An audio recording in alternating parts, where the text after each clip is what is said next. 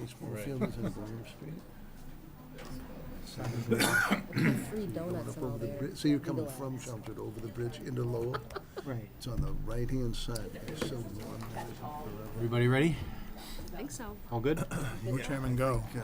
So good evening, everyone. It's now 7 PM, and that's when we typically begin the Board of Appeals meeting. I'm going to start by reading the publicly advertised agenda. So first, the Board of Appeals of the Town of Chelmsford will hold a public hearing on Thursday, August 24, 2017, at the Town Offices, 50 Billrica Road, Room 204, to hear requests for special permits, variances, and other appeals. First on the agenda tonight is a continued public hearing, 50 Hunt Road. Melissa, do you have any more comments? Good evening, members of the board. For the record, Attorney Melissa Robbins from the law firm of DeShane and Farrell. No, we have no further comments, and the plans have not been further updated since the plan that the board reviewed at the last hearing. We did, per the board's instructions, start circulating conditions for the board's review in conformance with the minutes. So we have that for the board's presentation and review this evening. Okay. And I think we were all provided a copy of it Yeah. previous to the meeting. Are there any questions from the board members?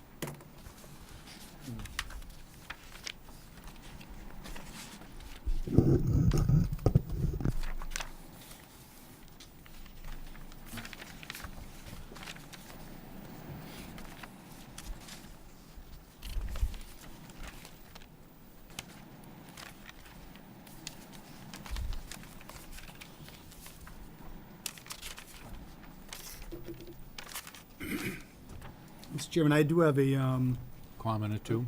well, not so much comment. I've got a couple of, well, actually comments noted on the side of the draft decision. Just sort of pointing out areas in which I thought the board might want to make a determination. So if you look at Yeah, it was the number 17, page landscaping. 4. Yeah, I just wanted to make sure that the board was satisfied with the landscaping plans that had been submitted, and that they weren't looking for additional detail to be submitted on landscaping as part of final plans. I thought it was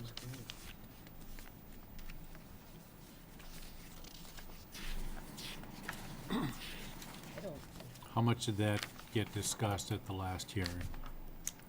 I'm not sure there was much discussion at all about the sufficiency of the landscaping at the I last. don't know if it was the last one or before, but we definitely were presented a revised plan Yep. that added a lot more plantings and so forth. And So, I mean, if you're satisfied, you know, generally, they're still gonna have to provide specifics in a final landscaping plan, but I can keep this finding the way it's drafted if you're satisfied with what you've already reviewed. Mr. Chair, if I may, there was a general discussion at the last meeting about the increased trees, including evergreens and some trees that would be, have some landscaping along the entrance during the winter months, when the board was concerned that some of the trees we had out front could be a little thin. So we did add tree plantings in the front there as well as in the rear to view the abutter, to screen the abutters from the rear, excuse me. So that was the addition to the landscape plans. In addition, the original landscape plans with the colored detailed drawings are part of the full set, which the board has revised through today as part of their package. So all of Lorraine Black's sets are now part of the Howard Stein Hudson plans, including the colored detail set and the increased landscaping at the entrance and along the rear of the property line. Okay. On that note, I would point out on page 6, condition A1, I did add additional information with regard to the lot that is the subject of the 40B application and permit. So it's now actually referencing a proposed A&R plan that's included within the final plan set. And it's shown as site plan with lot lines. It's dated August 24th, 2017. And the reason for this is so that we can actually differentiate the lot that constitutes the 40B permit and then the remainder lot with the existing house on it.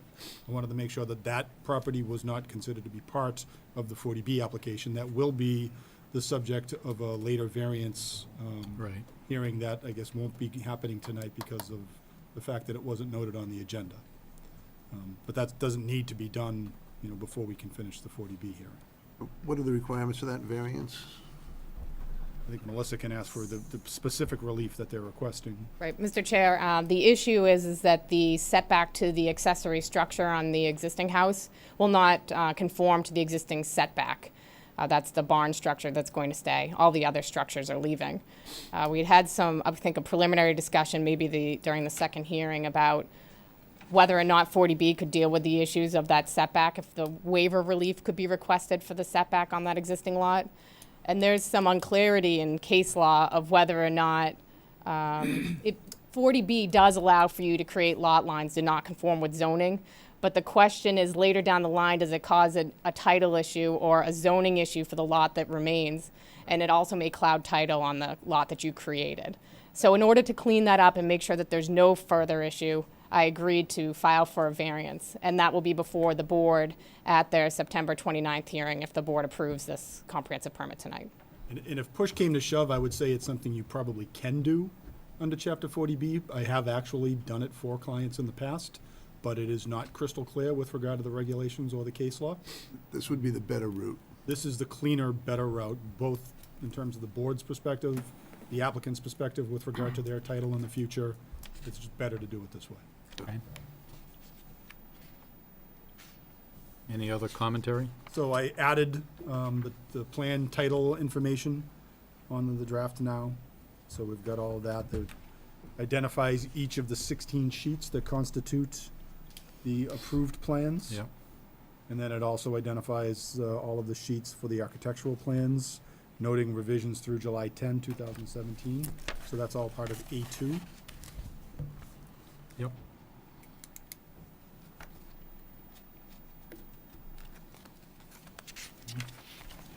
There is, I know, at least one other provision that I added to this after the original draft went out, but it should be in the updated draft that you received, and that's H8. Wanted to discuss that one briefly, once I get up to it. So initially, the presumption was that trash and recycling pickup would be done by the town. But I did attend the Board of Selectmen hearing this past Monday night. It was discussed that they were gonna actually have a proposed change to the town's bylaws How so many that pages do you have? trash and recycling at apartment developments will no longer Yeah, I don't be taken care of by the town. Colleen, do you have a It full didn't one? make it into the, I don't, we don't have this. I sent another one out, Okay, yeah. This is the only one I. email. It looks It like should have what gone was, to what everybody. was, what was printed, only printed 10 of 27. Okay, so we gotta go electronic. So H8 says the applicant shall be responsible for all trash and recycling removal from the property. The town of Chelmsford shall not have any responsibility for trash and recycling pickup at the property. So this, the reason for that is so that it will be consistent with the proposed change to Chelmsford policies. And how do we stand with the actual location of that dumpster as the It's already plan? shown on the It's plans, shown, okay. and I had a discussion with Attorney Robbins, and she says that her client has no problem with that proposed change, and they were already factoring it in at the beginning of their project either way. Okay. It's not gonna be here. It's not here. It's not gonna So happen it's not here. in the meeting attachments either tonight? No, it's It would not. only be on my email. I sent an email, No, I know, know, we but don't have access email. to it. I have it here. Never found its way. I bet Bud does. Someone wants to read. I have it on this, but I'm not gonna read it on my No, phone. because he doesn't wanna get that taken from Do you have him. an extra I can- I copy, can the see if I can full? open it. Okay, Or we can just hook up can hook his on. computer to the. H8. Want to do that? just so we see what the, Quick? Here. Yeah, H8, here we go. We're gonna bring it up on the. okay. Okay, good. All right, awesome. The new big board. You can go to Needed the curve. Just so we're I reading just whatever wanna Mr. mention Haverty that. says. It's page 18 of 21, it is here, H8. H8, yeah. Evan? Duplicate. No, it's just, it's not on the form we have. No, it's not. It's okay. We can adapt. We have to. Trying to understand, but Okay, I bet I could get to my email through this, right? You have to set it up. There's no email set up on it. I already hit it. Even if you do Gmail? You have to set it up. You still have to, yeah, you still have to set it up. You have to go. Are you able to out, bring it and up then on you go yours? to mail, down the front, there's an icon in front. Can't hit do mail. I could do it. This is all new to us. I am. You have a Like printed somebody version? did. Yeah. You have to set up your account. But you don't want it on there, do you really? No. Yeah. Rather do I it by have- web. HDMI 4. I Well, get as mine. it turns out, that was really the last substantive change I had. Oh, okay, When the it was sent H8? out. Right. Okay. That's what I O- figured. Other than, I also went through the list of waivers. Yeah. And added that as an exhibit to the end of the decision. So it would probably be a good idea to actually run through that, The list of waivers? the requested Okay. waivers. That's in the complete decision, It's, Paul? it's, I sent it to Evan, but it didn't get sent out to the rest of the board today. Oh, I just got this completed today. But you should have had a copy of the waivers from a previous submittal. All I Right. did was Yep. take that list and add Add it. it to these, yeah. So what are you suggesting about the waivers here? Well, why don't we just run through them, and have the board actually take a vote on each That we accept them. waiver. So the first waiver, use regulations, section 195-5, and the request is to allow a multifamily use in the residential B zoning district where such use is not allowed as of right. It's pretty fundamental. Yeah. You want to go through one by one and each waiver, or you want to do it No, as a? we'll Take vote on the Take them en masse. aggregate. Article 4, section 195-9.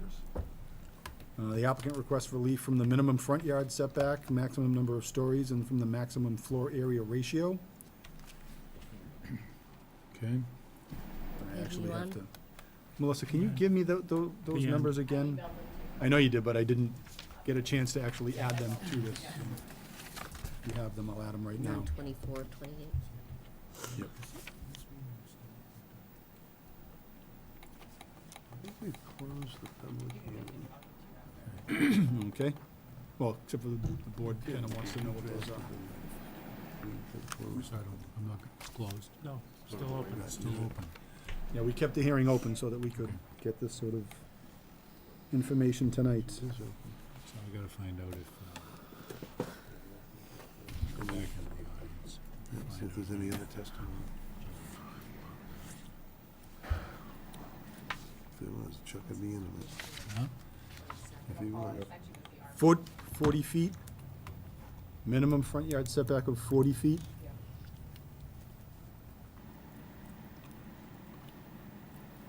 A maximum number of stories of 3. And a floor area ratio maximum of 0.20. He's at the end, after the vote. Last two pages. I'm not on the Did you same send page. this to her? This is the one I sent you this afternoon. No. You may not even have this copy. I don't think I, Yeah, it's the way, it's the waiver list that's been since July. oh, okay, no, this is. Section 195-11, accessory buildings.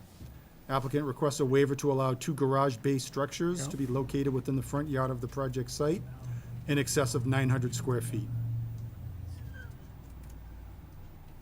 Section 195-12, multiple principal structures. The applicant requests a waiver to allow for 6 structures to be constructed on the lot, 3 apartment buildings, 2 garage structures, and 1 bicycle storage building without the need for a special permit. Guess the TV's not following.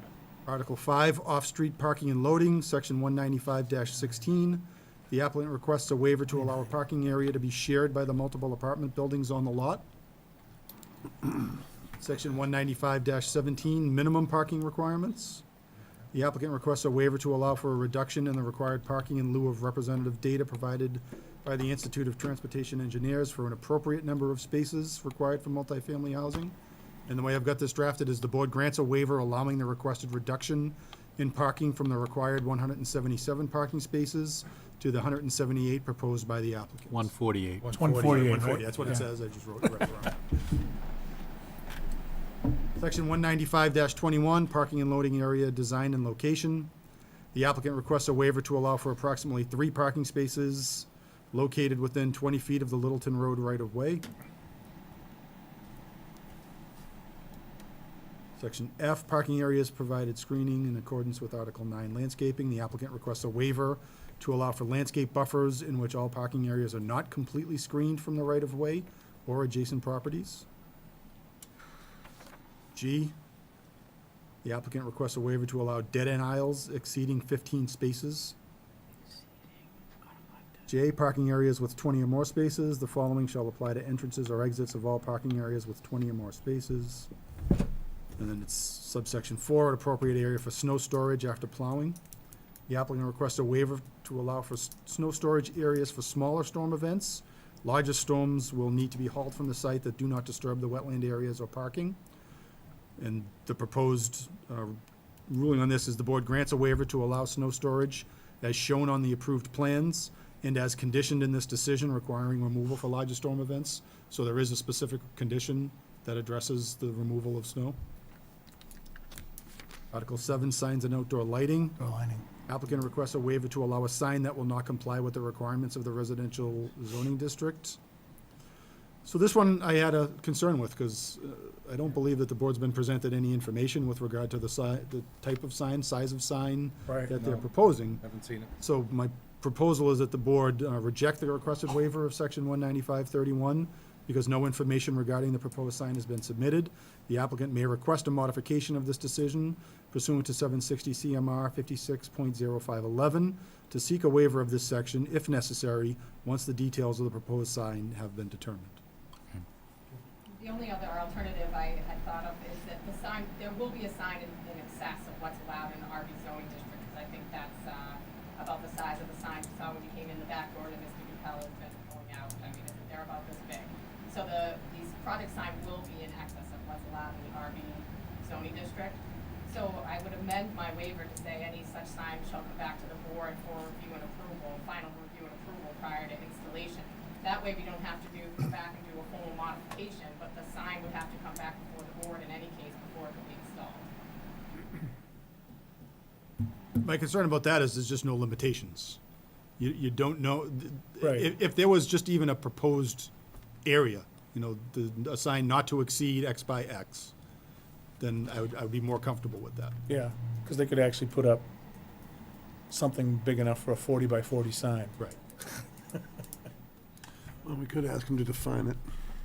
Well, they're right here. 6. I mean, what are the requirements in a commercial zone? I mean, we could say not to 9 exceed, square feet, right? not to exceed, Is it that's 9 what's square allowed in feet? a commercial zone without a further waiver. It's a formula based on the size of You the, can, you of can the have, building- you the can have a building, the face of freestanding the end building. wall signs in commercial. I mean, I don't know how that works. That would be residential honestly. projects usually are some sort of monument sign. Why wouldn't we ask them to come back at a later date? Certainly can. You know, I would agree to come back at a later date. I was just trying to do it without having to do a modification. no, I think that since there are no plans here, you have no sense of what you're looking for. I would think, yeah. suggest you come back at a later date, and make an application. Do a modification to request for sign. Yeah, I mean, you're certainly gonna have plenty of time. There's, Sure. a lot of work to be done there. Yeah, here it is. All right, section 195-34, Square feet. outdoor illumination. So I was generous with The applicant requests a waiver allowing lighting for the proposed project in and around the building and parking areas. Right. Lighting will be maintained during evening hours for the safety of residents. So the proposed board action, the board grants the proposed waiver as it relates to the lighting of the proposed buildings and parking areas. Yeah. Article 9, landscaping, section 195-44. The applicant requests a waiver to allow landscaping internal to the parking areas as shown on the plans. Proposed board action, the board grants the proposed waiver to allow landscaping of parking areas consistent with the approved plans. Section B, the applicant requests a waiver to allow landscaping of parking areas as shown on the plans. Board action, the board grants the requested waiver to allow landscaping of the parking areas consistent with the approved plans. Section C, buffer strips between parking lots in rear or side lot lines shall meet specifications. The applicant requests a waiver to allow a buffer zone as shown on the plans. Board action, the board grants a waiver to allow buffer zones as shown on the plans. Section 195-45, street frontage of non-residential uses. Applicant requests a waiver to allow plantings as shown on the plans. Board action, the board grants a waiver to allow planting as shown on the approved plans. And Article 15, floodplain district, and this is rather lengthy as they listed it, but then ultimately what they're saying is, the project has floodplain on the site parcel. It is not our intention to improve the land, building, or otherwise within the floodplain. So my recommendation on this is that the board take no action on this waiver request because there's no waiver necessary.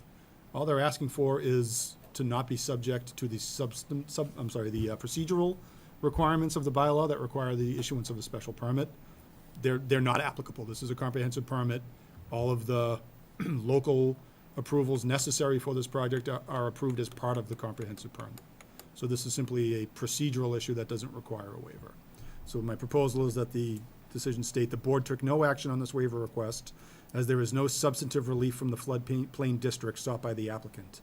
Because the applicant has filed a comprehensive permit application, it is not subject to filing a special permit application for the floodplain district. So this makes it clear Yeah. that no special permit is required, but you're not actually granting any affirmative relief.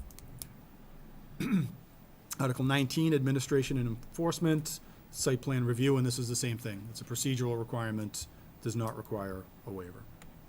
And that's it. For the sign one, the way you have it worded now, it rejects the request.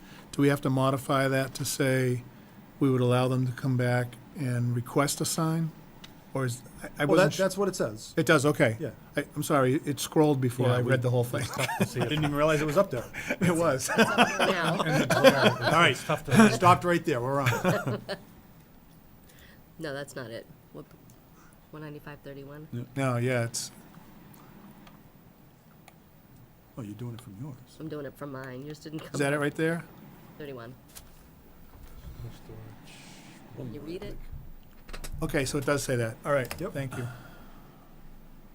Which technically it doesn't need to anyhow, they always have the right, but it's better that we are actually recognizing it in this decision, that, you know, the only reason that the waiver wasn't granted was because you didn't have any information as to what Right. was exactly Nothing to waive. proposed. Right. I couldn't say yea or nay. Yeah. And that is it. That wasn't bad. What, I need Wi-Fi. Evan, any comments? Forward this and we can get Not it. at this time. Okay. So my understanding is the hearing is still open. Is the public hearing still open or You, just you the? need to close the public hearing. Right, And and I'm then- gonna go back into the audience, just to ask if there's anyone wishes to make a comment about this proposal.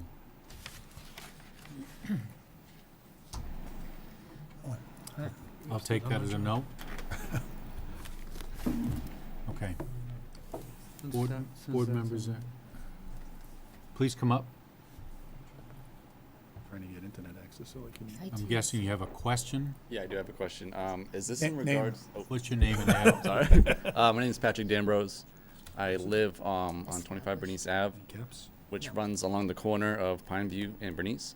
Okay. And I'm not sure if we're covering this topic right now, but it's the access road that is to be put in, or was planned to be put in. This will be coming up, but it's not part of this Okay, sorry. I just application. making sure. Wrong hearing. It'll be the next thing. Next one. the hand. I didn't want to. Next one. But stand by, you'll get another shot. Okay, no one else about 50 Hunt. 50 Hunt, right? So I'll entertain a motion to close the public hearing. If that's the case, I'd like to make a motion to close the public hearing for 50 Hunt Road. Motion, do I have a second? Second. Any further discussion? All those in favor? Aye. That's it. Do you think we should take this up? Well, since we have a draft decision, yeah, we should take it out. All the hard work's been done by Mr. Haverty. Okay. I'd like to make a motion to grant the application for the comprehensive permit based on the decision and with all of the waivers and conditions As stated. contained within it. Do we need to identify the sign waiver as a separate waiver? No, We're okay with the wording as it sits? Yeah, I think the edits were acceptable, right? We didn't make any changes as he just read them. All right, I have a motion. I'd like to second that, please. Okay. Motion and second. Any further discussion? All those in favor? Aye. Got 'em all. 5 voting members, right? Right. And we all got our Mullins in that had to? Yep. And all that, So yep. we're all legal All votes? Good luck with it. Thank you very much. You're welcome. Oh, yeah. Do we need a sign Do it 'cause Steve before we wasn't leave? So what I'm gonna do is I'm gonna send this to you and we can have all the board members here. sign You were it. gonna do it. Filed tomorrow. Step up. Yeah. It's changed. It's great save right there. It was When different. they're gonna sign it? It's unbelievable. One's leaving now, I Are you believe. leaving right now? Yes. So what I would suggest is that we actually get the decision printed, and you can sign it tonight, and it can be filed with the town clerk first thing in the morning. Well, I'm happy to come back and sign it another day. There's no, The idea is to get the town within its certification starting tomorrow. and giddy up. Go ahead. I'll go, I'll. I've got it so that print I'll sign, but we can change that if you want. I like that. When in doubt, giddy up. So, Yes. you're a bail artist. I actually tried to quit. Before, Here, I'll find out. second time. So, Old 3 times? soldiers never die. What happens to 3 times? They fade away in the mud. While Paul's gonna email it to Colleen, Colleen needs to go downstairs to print Print it. it. You wanna move to confirmation of a quorum for special meeting? Well- It's further on your agenda. We should probably talk with Ms. Robbins about this and see what her thoughts are on this. The special meeting is not for her project. You can talk to me not- about that. I have 2 items on our agenda. A new public hearing at 7 Gorham Street. That's Melissa. Yeah, I'm suggesting we don't open that until This is sign- Signed, right. Okay. in about 5 minutes. Yeah, I'm Okay. fine with that. No, that makes good sense. What was the other item you wanted us to? The item in red, Is for Wow. 73 Dalton Road that was filed, and they won't give us an extension. So we need to open and continue it on that. What's the $3? Otherwise, So- it gets automatically approved. That's like the 5-minute meeting? Yeah. can three members be here next Thursday night When is the to next- open the hearing and continue it without testimony? I can. Can you take the names down? I'm gonna go through Yep. this. You can't. If we can't find 3 members to meet here on August 31st, then the only other option is September 4th, which is the following Thursday. It's one of those 2 dates. Simply need 3 members, constitutes a quorum, to open the hearing. From Mark, Brian, I am available Charlie, the, and Nancy. the 34. I'm available on the 31st. I'm available on the 31st. How about you? No, I'm away, I already told her. This is, this He's- is for Harvey, Oh, right? you're the one that's been And I abstaining. can't sit on You that. can't sit on it. I cannot sit on Harvey. So Charles. Can you is continue out. it? So you only have 2. Probably not. What are the rules for the continuance? I mean, do those people then have to come and sit on the next hearing for it? No, there's no. You don't have any Mullen Rule issues because there won't be any substantive Oh, so you information taken. So why couldn't you do that? You just need to have a quorum. I could come next week and do that. I'm resigning next week as well. I sold my house, so I'm moving. But I could come to that meeting. I'll be a resident until the middle of September. Doesn't really help. Doesn't help? I mean, it No. helps to open the hearing. Correct, but you're not losing any voting members under the All right, Mullen Rule if you don't okay. take any Yeah, right. substantive So testimony. Nancy can attend next Thursday, Bud can attend, do one more? Right. I'm And gonna Brian. attend. And Okay. we're just gonna come, open the Jacqueline and meeting, Steve are continue it. potentials. 7 PM, Yeah, it was advertised. And you can Could be out confirm at if 7:05. Steve and Yeah. Jackie are gonna be. right. Steve and Jackie. And then so that maybe. would, If that preclude happens, you then from then you don't have to worry about being here. Right. Colleen sent out Yeah. 2 emails Yeah. on this. But At as this Glenn point, we're just gonna said, do the if 31st at 7 a.m., 7 p.m. if we can get somebody else to, I'll come. okay. We need that, we're confirming that this evening. That- Okay. So you'll be done by 7:05. ZBA. That long? And this is for another comprehensive permit? This is for a new comprehensive Filed? permit that was filed about 3-4 weeks ago. I thought they had to wait till July 27th. They did. June. Oh, it's July. It was, July 27th. The cool-off? I put it on my calendar. Yeah, I thought it was too. But I believe they applied after the 27th of, yeah, then they came back, they went back to the Board of Selectmen for a new lip. Yeah, when did they file? It must have been after July 27th. did they get the lip Like, again? look at that letter. I'm pretty sure that letter said they couldn't come back until the 27th of July. I'll have to double check. I'm I almost- have it Well, right on my desk at home. I just looked at it. If the 4th is good to open, Yeah. Yeah. So when was the application made, Evan? so that means that they filed before, Really? they filed after This the is the same 27th, thing. because 30 days Right, before the right. 4th is sometime in August. Yeah. Created a new lot. Definitely filed after the 27th. Right. Yeah. Okay. But it was definitely after the 27th. He Because filed the after 30-day the period 27th? expires on September 4th, so he had to have filed sometime first week in August. Okay, Oh, okay. So he waited till the 27th. Okay, and so he did filed. wait and then file. Okay. Yeah, well, Because of this. that's his purview, though, to do that. Board of Selectmen, they're like a, Okay. I'll be here on the 31st. just in All time. right, thank you. Yeah. They're like a, Penny? And then while we have a couple more minutes, we should probably identify the next meeting in September in which you'll be handling a continued 40B from this evening and likely a new one opening. I will not be there. So I know that. our regularly scheduled 40B meetings would be the third Thursday of the month, which is September 21st. Correct? No, the 29th. 28th, 28th. right? 28th. I have that in my calendar already. So I agree. who can attend on the September 28th or who cannot attend? I'm okay on the 28th, I'm fine. I'm out. But you'll be out by I'll be then. resigned by then, yeah. Yeah, Should I be. can attend on the 28th. okay, I'll be here. all right. Yes, you can sign this. So just, what will likely be continued or on that agenda will be 7 Gorham, which will be continued from tonight. Yeah. Dalton Road, which will be continued from the 31st.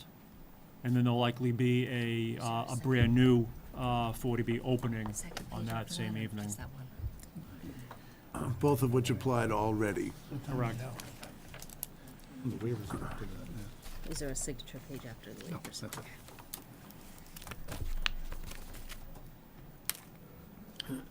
We got the signature page going around? Yep. Right, here's your signature page.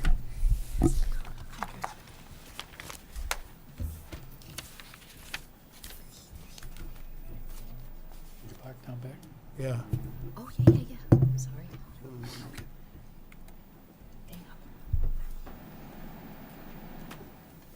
So I can't even do a Friday. Why? Oh, tomorrow. Yeah. Yeah.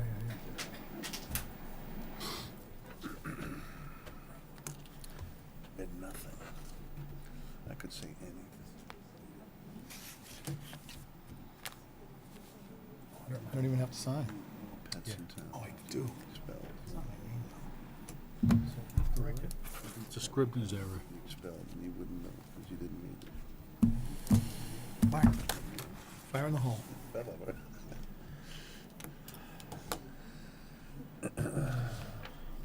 Sayonara.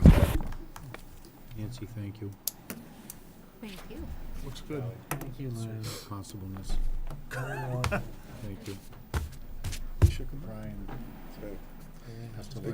Now, right? Thank you, yep. Let's do it. Slide over. I'm gonna leave as well. But I think you should recuse yourself from this So- hearing. okay.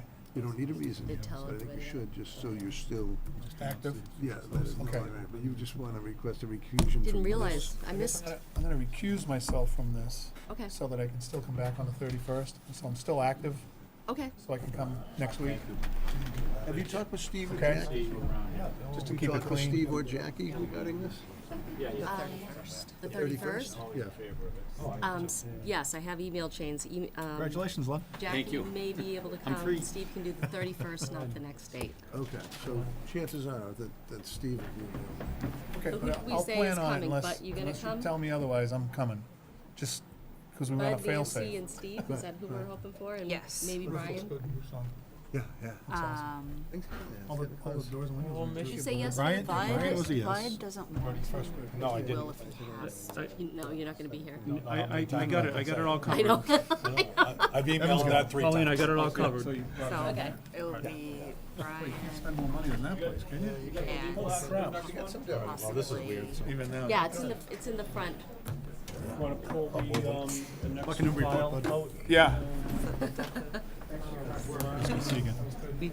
Hi, Bud. Looking for the legal ad. Good, good. Bye. Bye.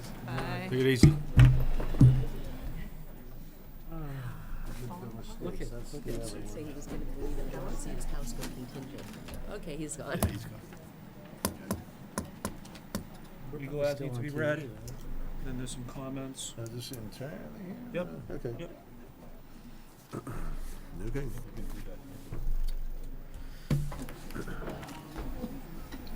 So, we have 4. Yes. I'm gonna open this regardless, so we're gonna talk with Ms. Robbins about the 4, her option to continue with 4, is that, Yeah, you can totally discuss that because we were unaware that Bud was gonna be leaving, so so we're going to read it in, open it up, and we'll let her decide. let her right now. decide. But you can always have You're good with 4? a missing member volunteer. Yeah, Yeah, and yeah. Steve too, hopefully It'd as be well. awful in the first one, because then he's Where's my here. gavel? Can't shoot some of these people, they're too loud. Shoot 'em. But you get the hearing. If we can have it quiet in the back? Thank you. The Board of Appeals of the Town of Chelmsford will hold a public hearing on Thursday, August 24th, 2017, at 7 PM in room 204 of the town offices, 50 Billrica Road, to hear requests for special permits, variances, and other appeals.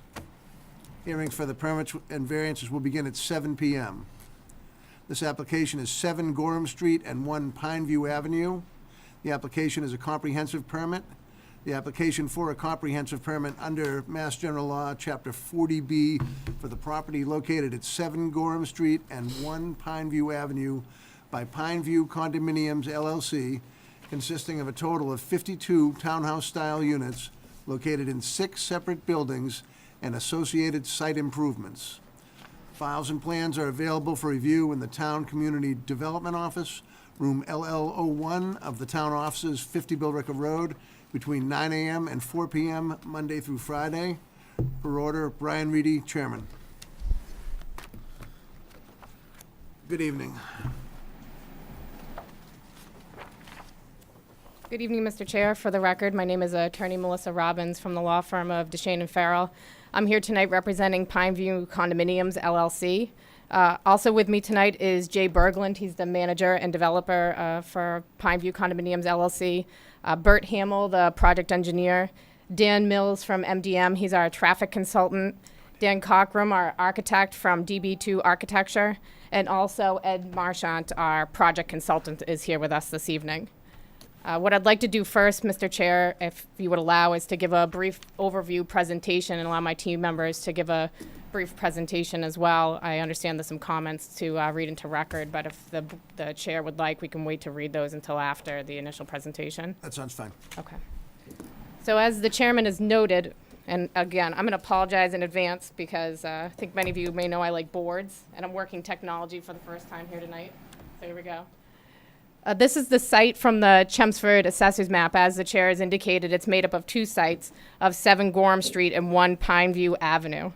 The site is bordered by Gorham Street to the east, 495 to the south, And there's residential structures to the west and north, and as well as across the street on Gorham Street, there's a condominium development that's right on the Chelmsford Lowell sign area. There is an existing structure right now this is the aerial view of the two sites, just so you can see it. And right at the end of Pine View Avenue, where it comes down, and I'll point right here, this is actually the Lowell-Chelmsford line that borders the site. So most of the project area on the Pine View Avenue, right at the edge of the property, is Lowell, although the entirety of the project is in Chelmsford. This is the aerial view of 7 Gorham Street, which is the one that actually has an existing curb cut off of Gorham. This is the existing dwelling at 7 Gorham, which is proposed to be demolished as part of the development. The other site, this is the view north on Gorham Street as you come out to the current curb cut, and we're going to keep this curb cut. And our expert, Dan, will be speaking about traffic a little bit later, so I won't get into sight distances except to say that, as you can tell from the pictures, we have great sight distance going north on Gorham Street as well as going south on Gorham Street. And Gorham Street is proposed to be our, Gorham Street is proposed to be our main entrance in and out of the site for the entire project. The existing property at 1 Pineview Avenue is a residential structure, and I know it looks like there's a lot going on back there, but those are all accessory structures and barns that go along with the residential structure. The property at Pineview Ave, or the beginning or the end of Pineview Ave, I guess it depends on which way you look at it, is proposed to be demolished. This is the street view. If you actually enter the Lowell section and then go to the end of Pineview, this is the view today of that residential structure that's proposed to be demolished. And this is the view if you're standing in front of that gate looking down Pineview Avenue. When you get a little bit beyond that white fence, you can take a right back out to Gorham Ave. This is the proposed development. As the chair has indicated, the development is 52 units of rental housing. That's all going to be located coming off of Gorham Street. There will be affordable units as part of this project, which is also indicated in the project eligibility letter from Mass Housing. There'll be 9, 10, 11, 12, 13 affordable units as part of this project. The 13 units will be rented to families earning 80% or less of the area median income, which is slightly higher than the last project. As you may be aware, the last project was 50% of the area median income. So these units here can be rented to a family earning a little bit more than that. The development contains a mix of 1-bedroom, 2-bedroom, and 3-bedroom units. There are 4 1-bedroom units. All of the 1-bedroom units are in flats. The rest of the units, both the 2-bedroom units and the 3-bedroom units, are in townhouses. Just if you want the breakdown, we have 4 1-bedroom units, those are the flats, 36 2-bedroom units, those are townhouses, 12 3-bedroom units, those are also townhouses. As to the breakdown for affordable units, we try to keep them proportional to the mix.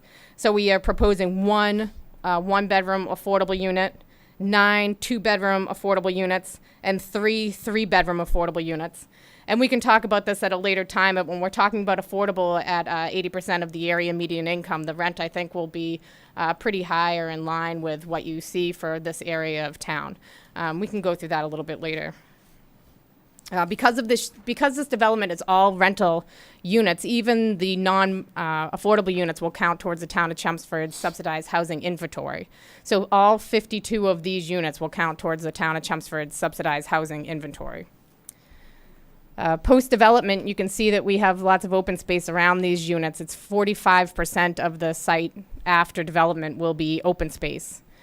I forgot to mention during the beginning of the presentation that although there are no wetlands on our project site, there is along 495 a drainage swale, which is considered a wetland.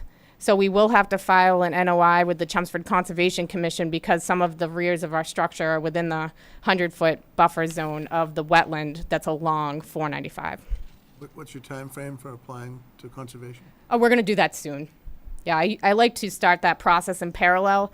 That way, the Conservation Commission can give substantial comments to the zoning board if we're asking for any waiver relief. And we can know what waiver relief we have to ask for from the board or what we're going to get in conformance with the notice of intent.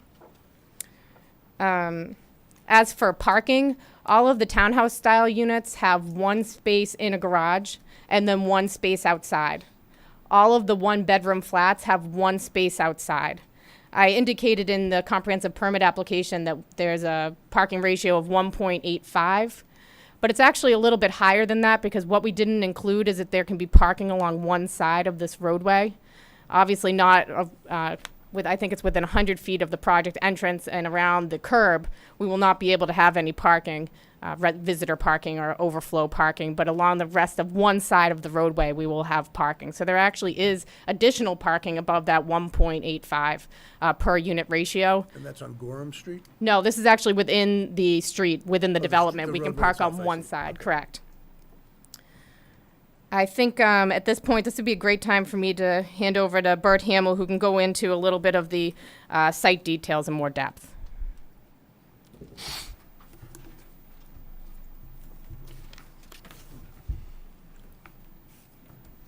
For the record, my name is Bert Hamill from H-Star Engineering. I'm the design engineer and the surveyor of the properties before you. What we are proposing here is, as Melissa stated, a 52-unit development on 3.5 acres. We're proposing to tie in for municipal water, municipal sewer, and to provide underground drainage or drainage infiltration for most of the site. Effectively, we're reducing the, in the 100-year storm event, 3/4 of the flow, normal flow off the site, going from about 5 CFS to about 1.5 CFS. All of it, of course, is going down towards 495 into that drainage swale that was previously mentioned. The stuff from the rear of those buildings couldn't be captured, so we decided to let it go. But we've had some review comments from the town engineer. We'll address those comments at our next meeting, since we just got the comments today and so forth, but most of them look like just some minor plan corrections and some design conceptual changes, not to change the layout of the road or the layout of the drainage, but simply to adjust it as she sees fit. We're trying to, this site is relatively flat. It's an easy site to build. It's virtually pure sand and gravel all the way through the site, with the exception of the front of the site towards Gorham Street. We found some ledge at about 4 to 7 feet out there when we did test borings. The town engineer has asked for additional test borings. We're more than happy to provide her with that data. But what we've done is made the site pretty much self-contained, minimal materials being moved on and off site. Maximum roadway grade throughout the site is 3%, and that's just at the entrance. Most of it through the main portion of the site is about 1.5 to 2%. So it's a fairly easy grade, easy in, easy out type site. We've met all the requirements for reduction of suspended solids. We're tying into the water and sewer out on Carlisle Road, which you can kind of see on the far side there. Let's see if this pointer will work. No. Anyway, we're taking the sewer with a force main out to Carlisle Road here, and also the water ties out to there. We did discuss the possibility of tying in the water to Lowell, which is right here at the front of the site. However, due to political reasons, they didn't want us crossing the town line. So here we are tying back into Chelmsford. The project's in Chelmsford. We're going to use Chelmsford Town water and sewer for the project. We also discussed with the town engineer the removal of the dumpsters that are currently shown on this plan to have curbside collection. Dumpsters removal is actually a great deal for us because it will reduce our impervious surface and eliminate, possible nuisance of dumpster collection, trash blowing in the wind and so forth. So we're going to go to a curbside collection, and dumpsters will be disappeared at the next meeting. Other than that, I answer any questions, technical questions you might have regarding the site. I thought we were gonna do away with curbside collection in a property like this. Am I confused? Go ahead.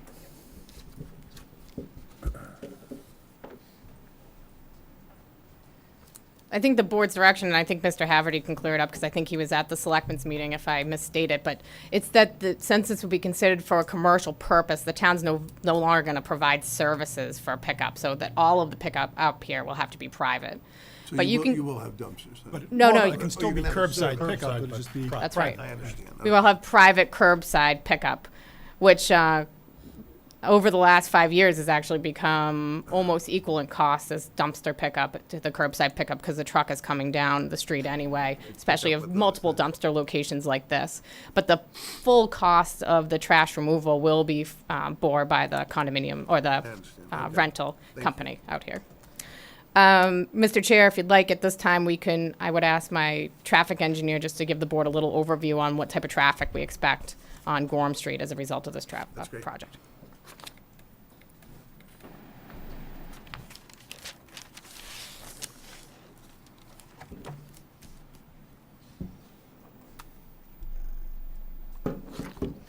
Hi, good evening. For the record, my name's Daniel Mills. I'm a principal traffic engineer with MDM Transportation Consultants. Our office is located in Marlborough. We did complete a traffic impact assessment for the development. Generally, developments that generate less than 100 vehicles during the peak hour don't always require a traffic study by industry guidelines. In this case, because it is a 40B development, we thought it was appropriate to prepare a traffic impact assessment. This project generates about 30 vehicle trips per hour during the peak times. So as was stated, the site is located adjacent to 495. With not direct access to 495, it would be to Gorham Street, with indirect to other areas in and around the site to access 495. Does have direct access to Gorham Street and indirect access to Carlisle Road. We did collect travel speed data along Gorham Street, collected traffic volume data, reviewed the sight lines. We estimated the amount of traffic that would be generated by the development, residential development of 52 units. I'll go over those statistics now. Relative to speed, we did place a radar recorder along Gorham Street. The posted speed limit is about 40 miles per hour, or it is 40 miles per hour. The travel speed was actually very consistent with that, range from about 37 to, as a mean speed to 41 miles per hour. It's an 85th percentile speed. So travel speed is actually very consistent with the posted speed limit. With regards to stopping, sight distance, or the amount of length of the road in front of you that you need to stop if you see an object in your path, was adequate, coming in either direction, north or southbound along Gorham Street. There was a comment that was made by the town engineer, so our report does satisfy and does document the adequacy of the sight distance along Gorham Street. Graphically, we've shown this as a vehicle coming from the south, which is the most restrictive direction. To the north, it's a much flatter, straighter section. There's a little bit of a hump in the overpass of 495. So this graph shows a vehicle traveling from the south to north, or left to right, towards the proposed driveway, showing availability of about 410 feet with a requirement of about 300 feet or so. So that's adequate in that direction. With regarding to intersection sight distance, which is the distance a vehicle who's leaving a site driveway in a stop condition needs to be able to see a vehicle coming towards them. It's a very similar situation. We have about 500 feet looking over the overpass, and we need a requirement of about 400 feet. 445, so that meets the requirement. And this graphic shows it visually. Someone pulling out of the driveway, either making in this case, making a left-hand turn. I know this is a very small graphic, but this actually shows the less than 30 vehicle trips exiting during the peak hour. We review this for really the commuter period, so it will be 1 hour in the morning and 1 hour in the evening. Those are, if this project was to have a significant impact, it would be shown really during those time periods when vehicles are entering the roadway. Consistent with residential developments, we would expect the majority of traffic leaving the site in the morning, people going to work, and coming back to the site, making turns into the site driveway during the evening. Again, it's less than 30 trips. It's about 25 trips in total. So those are total coming in and total coming out.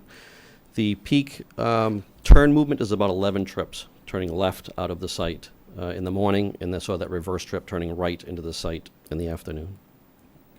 So in summary, again, we've reviewed the sightline criteria, and it meets or exceeds those requirements. It's a modest traffic generator. There's less than 30 vehicle trips during the peak hour. The site drive will operate below capacity at level service B or better during those peak times. And there are sidewalks being proposed within the site that will bring pedestrians to the sidewalks already along Gorham Street. And I didn't mention, but there is a bus stop right at the basically right at the site driveway. We didn't take any credit for any reduction on the site trip generations for use of the public transportation, but there is an LRTA stop close to the site. That concludes my presentation. If you have any questions, I can answer them. For the board? Yeah, we're going to open this up to concerned people in a bit, tonight. But these questions will be for the board right now. But we can ask him to come back up if you do have questions about traffic. Does the board have any questions for the traffic? Thank you. Thank you.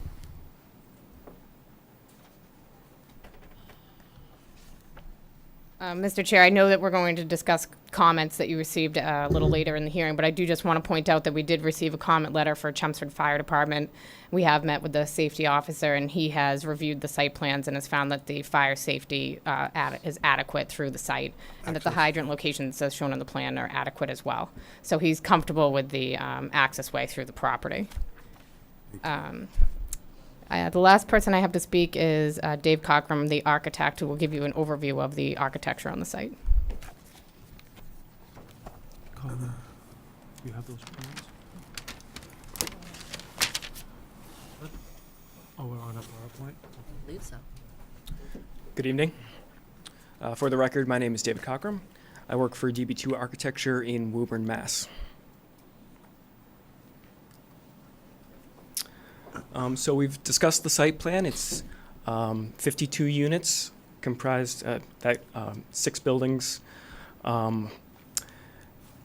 There's the unit types are spread out uniquely over the 6 different. The 52 units are spread out uniquely over the 6 buildings, so that each building elevation has a different look to it, to help mitigate the monotony that can be sometimes experienced through developments like this. And you can see in the elevation, we've also taken a different roof line to each unit type so that it creates variation. And there are different elements for each unit type such that each building feels different from the next. It employs typical residential elements like decorative shutters and corner boards.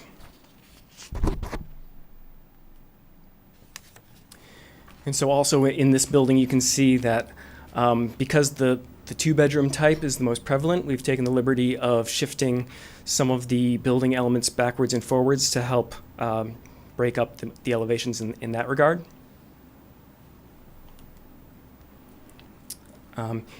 Here is a building that's comprised of 2 3-bedrooms and 4 2-bedrooms. And a building type with a 1-bedroom on the end. And then some of the two last are the biggest blocks on the development. This is Building 5, which is a mix of 3 bedrooms and 2 bedrooms. And then it's in Building 6, rearranged in a different pattern. Here are some perspectives that we've created. We're still looking into materials and colors. We're hoping to establish more variation as we develop the design more. But this at least gives you a sense of where the buildings have different elements that push in and out, and you can see the variation in roof line. Here's another perspective coming around to Building 5. One in between 5 and 6 on the new road that's created. And then a view at the end of the Pine View entrance.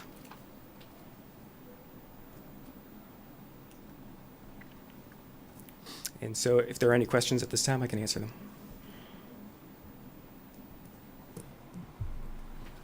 We haven't really gotten a good look at the overlay. What are the setbacks from Gorham Street and what that's backing up to? I'm not sure I even know the name of that street. Do you know any of the setbacks on the property from the existing properties? I can look into the site plan to find out those exact numbers for you. You got it right here. Yep. Gorham Street proposed building is 59 feet from Gorham Street. So how are your setbacks? Are they similar to that? Are they exceeding requirements? They are to an extent. However, the rear of the structures, particularly with Building 4 and the building blocks 5 and 6, are a little close to the rear lot lines. I think we've got it closest is 15 feet 15 to the rear? to the rear. That's along 495 and that first building. Yeah, around the corner. On the entry of Building 4. Right, I know there's some variation there, but 15 seems like a good mean there. For the next meeting, Mr. Chair, we could present a meeting just showing the building locations with the setbacks, just so it's very clear as to the setbacks for the board. Yeah, I'm just trying to understand it. Fairly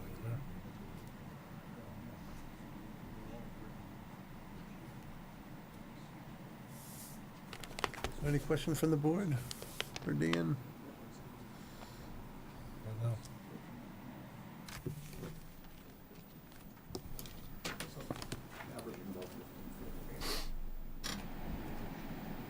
Charlie, you all set? Well, I'd like to talk about the playground a little bit, if we could. The playground on the site? Yes. I think we can do that. Mr. Chair, I just had a couple little housekeeping points just before I open up for questions. And the setbacks are shown on sheet C2. Yeah. The building setbacks are shown on C2. Just to wrap up the presentation, I just would like to point out to the board again that this property is located on the housing production plan as a potential site for development, for affordable housing development. And I think this type of development fits in here nicely, and it's a different type of style than the town has. Not only is it a rental, which I think the town has a lot of, but these are townhouse style rentals, which is a little different than I think what the town has seen on other sites. And just as another general housekeeping point that I don't think anybody has made, we are proposing to use Gorham as our central access point. However, we have kept that Pine View Avenue entrance open, but it'll be marked not for through traffic. This would be for emergency purposes only. It'll be part of our management contract, and it'll be marked that way. But will it actually be restricted, or, the fire department could go through a... We don't have a gate area? or any other sort of restriction up there right now. What we had spoke about with the fire department is that we would keep it open, and our thought was to mitigate traffic through management and also through signage to keep traffic going out through the front of the site. Okay, that's good to know. We're happy to answer any questions the board may have. Specific questions about the playground? Yeah, on the playground, I was just wondering how large it was, what was gonna be there, like, Well, playground is Probably something in the neighborhood of 15,000 square feet or so, maybe a little bit larger. Our landscape architect is in the process of designing that playground, and we'll probably have something for you at the next meeting that'll Okay. show equipment and layouts and vegetation, if you will, to go along with it. Yes, I'd like to apologize to the board. The landscape architect had an emergency and wasn't available to come this evening, but she will be here with full detail on the parks and the landscaping at your meeting at the end of September. And that would be considered a public space, the playground? Yes. And will you have more detail on the Pine View exit next time? Yes, we can give you more detail on the Yeah, Pine View exit. I'm very interested in seeing how that's gonna work. Sure, we're happy to provide that to the board. Okay. And you're with a 24-inch pavement width, you're comfortable with the parking on certain parts of that? And again, I know you had mentioned the curve in the roadway would not be eligible. Yeah, as well as the first 100 feet from Gorham Street. I see, okay. Suitable for parking either. There's still a good bit of distance there for parking. Would or would not be? Would not. Could we get that in writing from the fire department Yes. and police department? Yes. Well, can we also show it on the plans as no parking? Yeah, it will be striped up, saying no But parking. but more importantly, you've indicated that you believe that you could do on-site, on-street parking and still provide. That's what I think we need in writing from police and fire. Not where you're not gonna park, but where you propose on-street parking. Okay. Got some comment letters you wanna read in? I believe I do. I have not found them, though.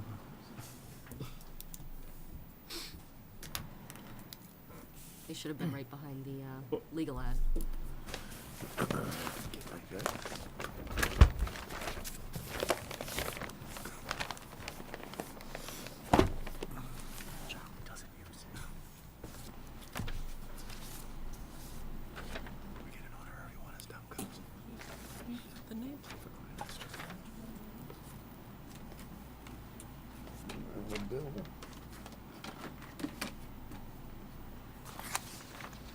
I think I gave them to you, they were behind the legal ad. Yep, I got them now.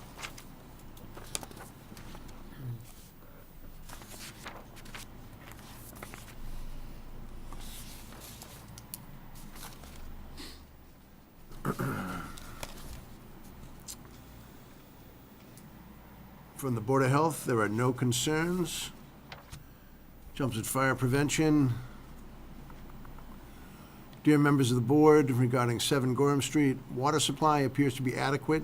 The calculations had submitted indicates there is adequate water on site for both fire protection and domestic purposes. Conceptual hydrant locations shown on this plan are adequate. The Chelmsford Fire Department requires a hydrant within 60 feet of each fire department connection and an additional hydrant within 500 feet from manual firefighting operations. Hydrants and fire protection equipment shall be free from landscaping obstructions. Access for firefighting apparatus and emergency vehicles shown in the plans is adequate. All fire lanes shall be marked with approved pavement markings and/or approved signage. The developer shall add a fire lane, pavement markings, and signage at the Gorham Street entrance of the complex to ensure that responding fire apparatus can access the site from both directions of travel and that they are not impeded by parked vehicles. I think that answers that question there. Fire access roads and turnarounds shall be designed with a swept path analysis using the AASHTO BUS-45 turning template and shall be designed by a registered engineer to withstand the weight of the fire apparatus. Snow storage shall not obstruct or impede the fire access road. An automatic sprinkler system conforming to NFPA 13 or 13R as applicable is required for each building. A fire alarm system conforming to the NFPA 72 shall be required to monitor the sprinkling systems. Both fire alarms and the sprinkler systems shall be monitored by UL-approved Central Station Monitoring Service, and all components and fire protection systems must comply with state building code and Chelmsford Fire Department requirements.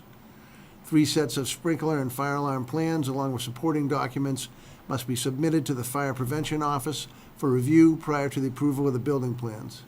All equipment related to fire safety shall be located at the discretion of the Chelmsford Fire Department.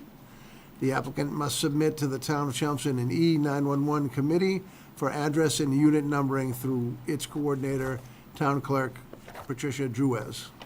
The office would approve this plan with these conditions and changes. I ask the board to make this letter part of their approval process. Respectfully submitted, Dan Kotsoflis, Captain, Chelmsford Fire Department, Fire Prevention Office. That might be the short letter. I have two here from Gary.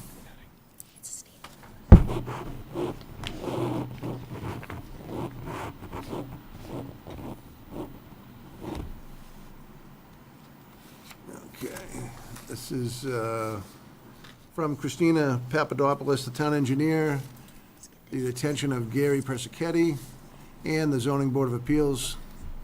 Subject 7 Gorham Street, Pineview Condominium Apartments, 40B development of 52 residential units. Dear members, for the benefit of the members of the board, the following review letter is the commencement of the dialogue between the designer engineer and the Chelmsford DPW engineering staff. These technical comments, questions should be answered by the design engineer to the satisfaction of this office. This office has reviewed the submitted plans by H-Star Engineering, consisting of 9 sheets dated July 5th, 2017, pre- and post-drainage plans, 11 architectural plans dated June 20th, 2017, and a site and drainage analysis for the Pineview Apartments, report dated July 14th, 2017, for the above referenced site. Based on our review of the submitted documents, in addition to the standard letter dated August 7th, 2017, this office has the following technical comments. General. The plans refer to the development as apartments and also condominiums. Please clarify. I think for that, we're going to consider these apartments.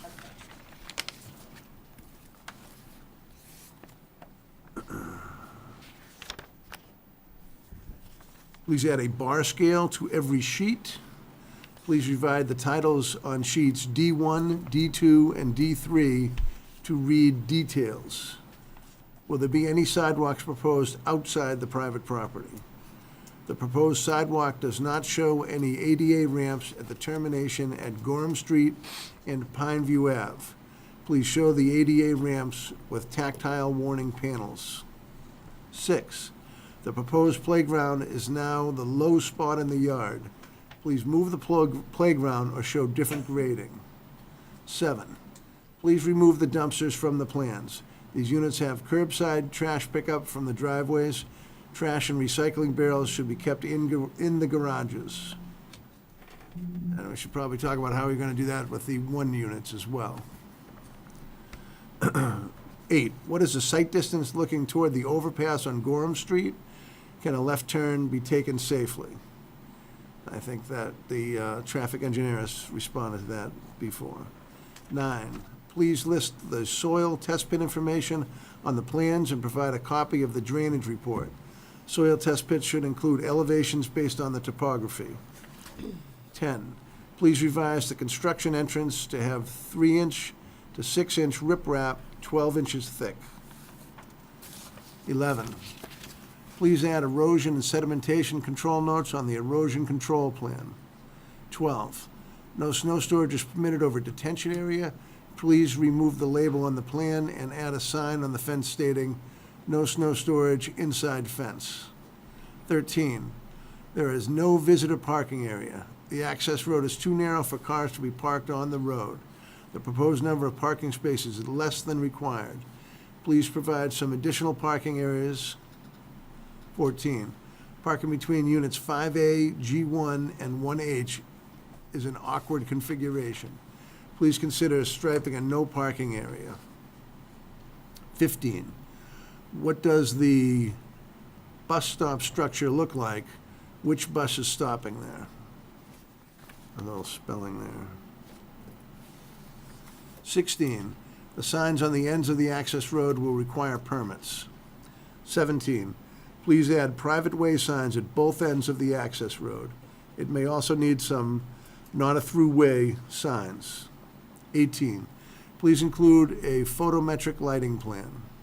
19, please show the gate location on the fence around the drainage basin. This should be able to pass a vehicle through it.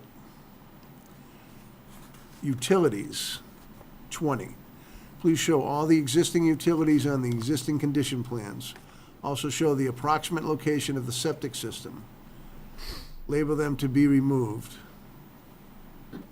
That's existing septic, I imagine. Okay.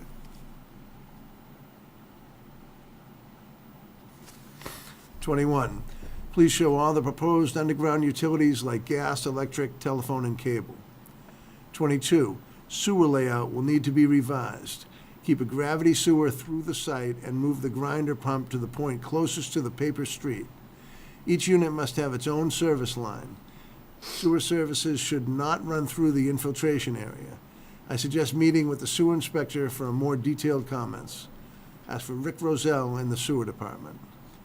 23, for the forced sewer, use duplex pumps on rails in a 1,000-gallon tank. 24, the sewer capacity at Edgewood Pump Station needs to be verified. 25, the sewer manhole on Carlisle Street will need to be tested after a new line is cored into it. 26, catch basins 1, 2, 3, 4, 5, and 6 are all short basins. Please provide details for short basins. 27, please edit the labels on the plan and profile for the catch basins at station 2+20. They are mislabeled as 1 and 2. They should be 3 and 4. 28, please label the existing and proposed surfaces on the plan and the profile sheet. Hydrology. This portion of the letter reviews compliance between the proposed stormwater design and the requirements outlined in the Mass DEP Stormwater Handbook. 29, please provide the stormwater checklist from Mass DEP. 30, per Mass DEP requirements, provide long-term pollution prevention plan, operation and maintenance plan, construction period pollution prevention and erosion and sedimentation control plan, and illicit discharge compliance statement. 31, pre and post drainage plans do not show the TC lines. Please show and label the TC. 32, the town of Chelmsford does not typically allow wet basins in new construction. Can the basin be modified to be an infiltration basin? 33, please show all the cleanouts for the infiltration system on the plan. 34, I disagree with the TC for areas 3S, 4S, and 7S. Please check these. 35, I disagree with the impervious area in subcatchment 10. Were all the decks counted as impervious area? Please check this. 36, the grading between subcatchment 9 and 3 does not show a ridge. Some extra spot grades would help clarify the ridge. Please add additional spot grades. 37, subcatchment 2 does not include the impervious areas of the existing house on Chelmsford, map block lot 44-172-2. Please revise the calculations to include this impervious area. 38, the pipe between DMH1 and FE1 is flat. Please revise the invert out on DMH1. 39. Pond IP, the area at elevation 28 seems low. Please check. 40. In HydroCAD, you did not enter the bottom elevations of all the ponds under the discarded outlets. Please revise. 41. In HydroCAD, please model the Cultec chambers inside a stone envelope. Stone envelopes can have 40% voids. The chamber will have 100% voids. 42, water quality lines. Inverts in HydroCAD do not match the ones in the plans. What is the 1 inch by 1 inch? What is the 1 inch by 1 inch? Vertical gate outlet you have listed in HydroCAD. 43, please include the calculation showing 72-hour drawdown for the retention pond and sediment forebay. 44, please include the sizing calculation for the sediment forebay. 45, Please include the sizing calculation for the water quality inlets. How did you come up with 3,000 gallons for each one? 46, please provide details for the sediment forebay, broad-crested weirs, and retention pond. Details should include cross-sections. Please make sure to label these features on the plan. 47, additional confirmation of the soil type and estimated seasonal high groundwater elevations will be required in the locations of the infiltration systems. Details. 48, Conservation Commission may require to have a silt sock straw wattle rather than a silt fence. 49, detail sheet D1, where the stone wick proposed on the plan. Where is the stone wick proposed on the plan? 50, detail sheet D2, A, cross-section access detail. Why is the gas main labeled not to be installed? B, remove the dumpster detail. C, revise the notes on HC sign detail which refer to Maynard.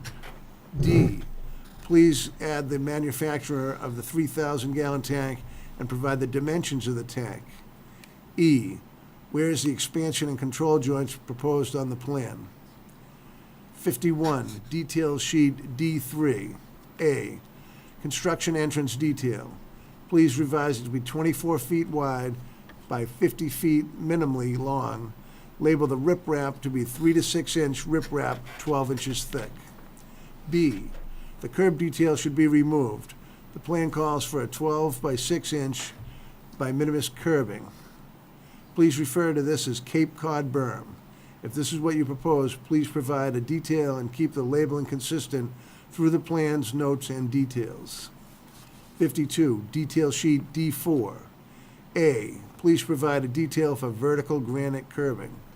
B, overlapping text with water notes should be avoided. Please revise. Please revise these items, submit the revised plan and stormwater calculation to this office for review. This office reserves the right to make additional comments as necessary. Christine Papadopoulos, Town Engineer, Town of Chelmsford. You done? No, I got another one. But these items, I assume you have addressed, and maybe the next meeting we can have a list that, answers each one individually. It would be very helpful. Well, it's our hope that we can respond to some of the technical comments that be gone from the list, and the ones that need to be addressed will be addressed. Excellent. Yeah, to remove them would be much quicker. And this is Gary Persichetti and Christina Papadopoulos again. I think this is the overview, and it's much shorter, so that's a good idea. Subject, 7 Gorham Street, Pineview Condominiums Apartments, so we'll call them apartments. 40B development of 52 residential units. Dear members, this office has reviewed the plan submitted by H-Star Engineering consisting of 9 sheets dated July 5th, 2017, pre- and post-drainage plans, 11 architectural plans dated June 20th, 2017, and a site and drainage analysis for the Pineview Apartments report dated July 14th, 2017 for the above referenced site. Based on our review of the submitted documents, we have the following standard comments. 1, this department shall be notified when work on the site is to commence in order to arrange for inspections. 2, any revision to the drainage design shall be submitted and approved by this office. 3, a site as-built shall be provided upon completion of the work on site. As-built to include a letter from the engineer stating that all stormwater devices have been built to satisfy MA stormwater standards. Provide all supporting documents and calculations. The as-built shall be built from a ground survey and submitted in AutoCAD and paper form. 4, the applicant shall follow the erosion and sediment control plan as described in the report. 5, confirmatory testing shall be performed in the areas of proposed infiltration per stormwater management guidelines. Testing shall be witnessed by the Chelmsford DPW Engineering Division. All unsuitable material, if any discovered in the excavation for the infiltration system, shall be removed and disposed of in accordance with state and local regulations. 6, the applicant shall be forever responsible to follow the stormwater operation and maintenance plan as shown in the stormwater report. Copies of the annual inspection forms shall be submitted to this office.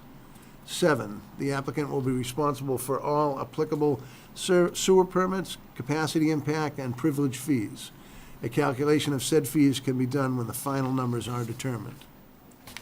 8, this project will require a full NPDES stormwater pollution prevention plan. A copy of the application and documents shall be forwarded to this office upon completion. 9, a road opening permit is required from the Chelmsford DPW highway for work within the Carlisle Street, the Pine View Ave right-of-ways. 10, additional permits will be needed from the Mass DOT for work on the Gorham Street right-of-way. 11, the applicant must provide legal documentation which proves they have the right to run a sewer main down a paper street to Carlisle Street.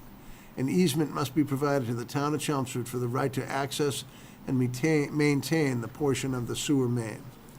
12, trench permits shall be filed as necessary per 520 CMR 14, Chapter 82A. 13, snow removal will be the responsibility of the applicant. 14, under the Town of Chelmsford regulations, the applicant must meet all of the stormwater management standards as set by the Massachusetts Department of Environmental Protection, the Mass DEP. If peer review is required, the Chelmsford DPW engineering divisions request that the review be coordinated with our staff. If the town's engineering staff is permitted to review the application, a copy of the dialogue between the design engineer and the town staff, including all technical review comments, will be submitted to the board for comments or questions, which was the previous letter that I read. 15, a technical review of this application has begun. The engineering division has requested additional information from the applicant in order to complete the initial review.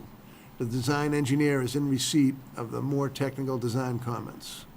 Christine Papadopoulos, Town Engineer, Town of Chelmsford. I read those a little bit out of order. Hopefully it's still clear. And I believe that is my letters. I do not have fire. I have fire, I don't have police. So we'll be waiting on police, engineer. Board of Health. Water. Have you had any communication with water? Not directly, no. Other than we did testing with them back in, Okay. 2016. And they assisted us with the hydrants. Is that east that is the district? Yeah. Okay. I just had a couple quick comments here, not really comments, questions, but just items to bring to the board's attention. I'm glad that engineering caught the Paper Street issue, providing verification of those rights. Can I get some more information as to what that's all about? Yes, I'll forward that to you and Evan. We already have the reserve rights over that area, and I'll provide that to the board as well. State permits, you were going to clarify, roadway or drainage. Maybe worthwhile tonight just to provide some additional detail on building heights, whether they comply with the maximum height requirement and what those are. I think that's something that would be worthy for the board to know tonight. Your 3-bedroom count, I think, is over the minimum state requirement of 10%. I think it'd be very beneficial to explain to the board tonight why you are proposing the amount you're proposing. For a future meeting, the perimeter fencing, the condition and the ownership. If there is fencing, if you're proposing fencing, again, is it yours? If it's not yours, what's the condition and the ownership? Minor detail, but on lighting, we prefer nothing more than 4K for a temperature. And it wasn't clear on the technical engineering memo if there were grinder pumps involved with this project. They're non-clogging pellets for the main sewer pumping station. Not for individual units? No, Okay. no pumping for individual units.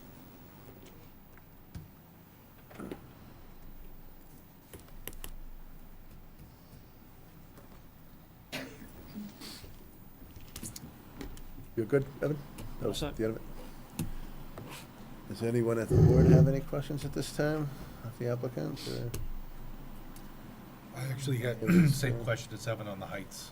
I actually wanted to hear what that looked like. I think we're at 35 as an allowance. But I think there were a lot of questions that were picked up, letters that you had. Oh, I agree, that- yeah. I didn't see the There's no building sense in heights asking on the your, same thing over again, you know, the Right. parking. on your elevations. We can let Those the dust issues settle around off that are really important here.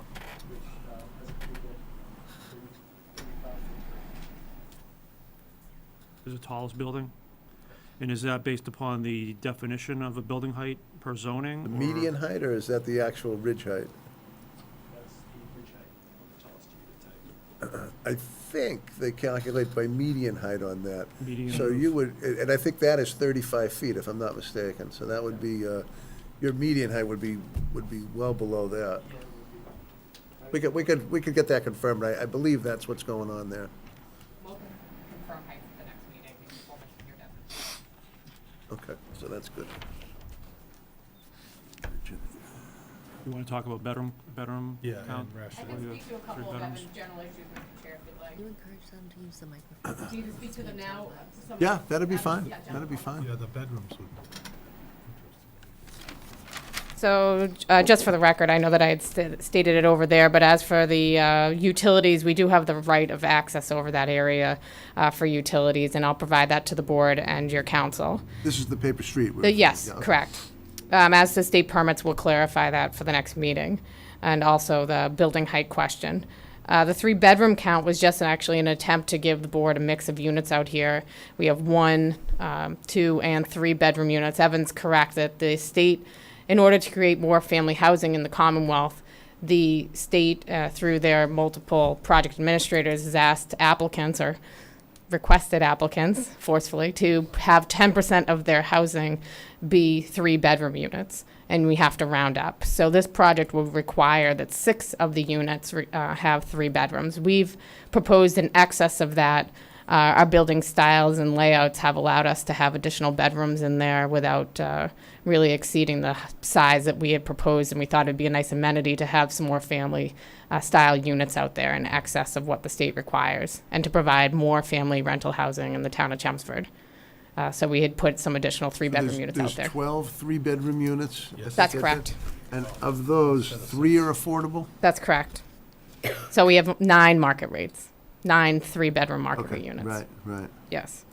So that was the reason behind the additional 3-bedroom count. Sorry, Evan, I left your I question. think that was it.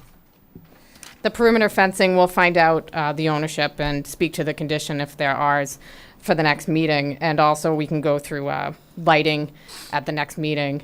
And as to Evan's question regarding grinder pumps, we are going to clarify some of our utility questions with Christina Papadopoulos, and hopefully that'll answer some of Evan's concerns as well during that next review. Thank you.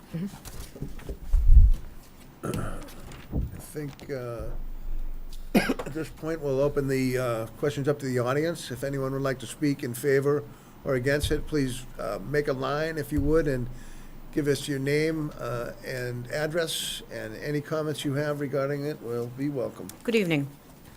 My name is Michelle Auger. I live at 11 Bernice Avenue in Lowell, Mass. And 11 Bernice Avenue is connected to Pineview Avenue, which is one of the areas where the driveway will come out of this complex. Can we, Colleen, get the locust? Yeah. I actually have maps that I have printed out, aerial maps for the members of the board to look at as I'm speaking. That'd be great. I think she's gonna try to get it on the screen so everyone can see it, but we'd be glad to look at those. Is it okay if I approach? Yeah, oh, please. Okay. So the first page Go back to the is slide. a larger version, and the second page is a more focused view of the site. Thank you. Can I give you my copy? Sorry, because I put my name with this on the other copies. Thank you. That was a good one. Thanks. Sure, I can switch it. Thank you. You want to keep it? I'm sorry, I only have two left. That's That's okay. okay. Okay, all right. So, I believe that I've got many neighbors sitting back here, and all of us are opposed to this. if I'm not mistaken. Okay? And the reason that we are all opposed to this is because up until now, and I've lived there for 13 years, and I know that a lot of my neighbors have been there a lot longer.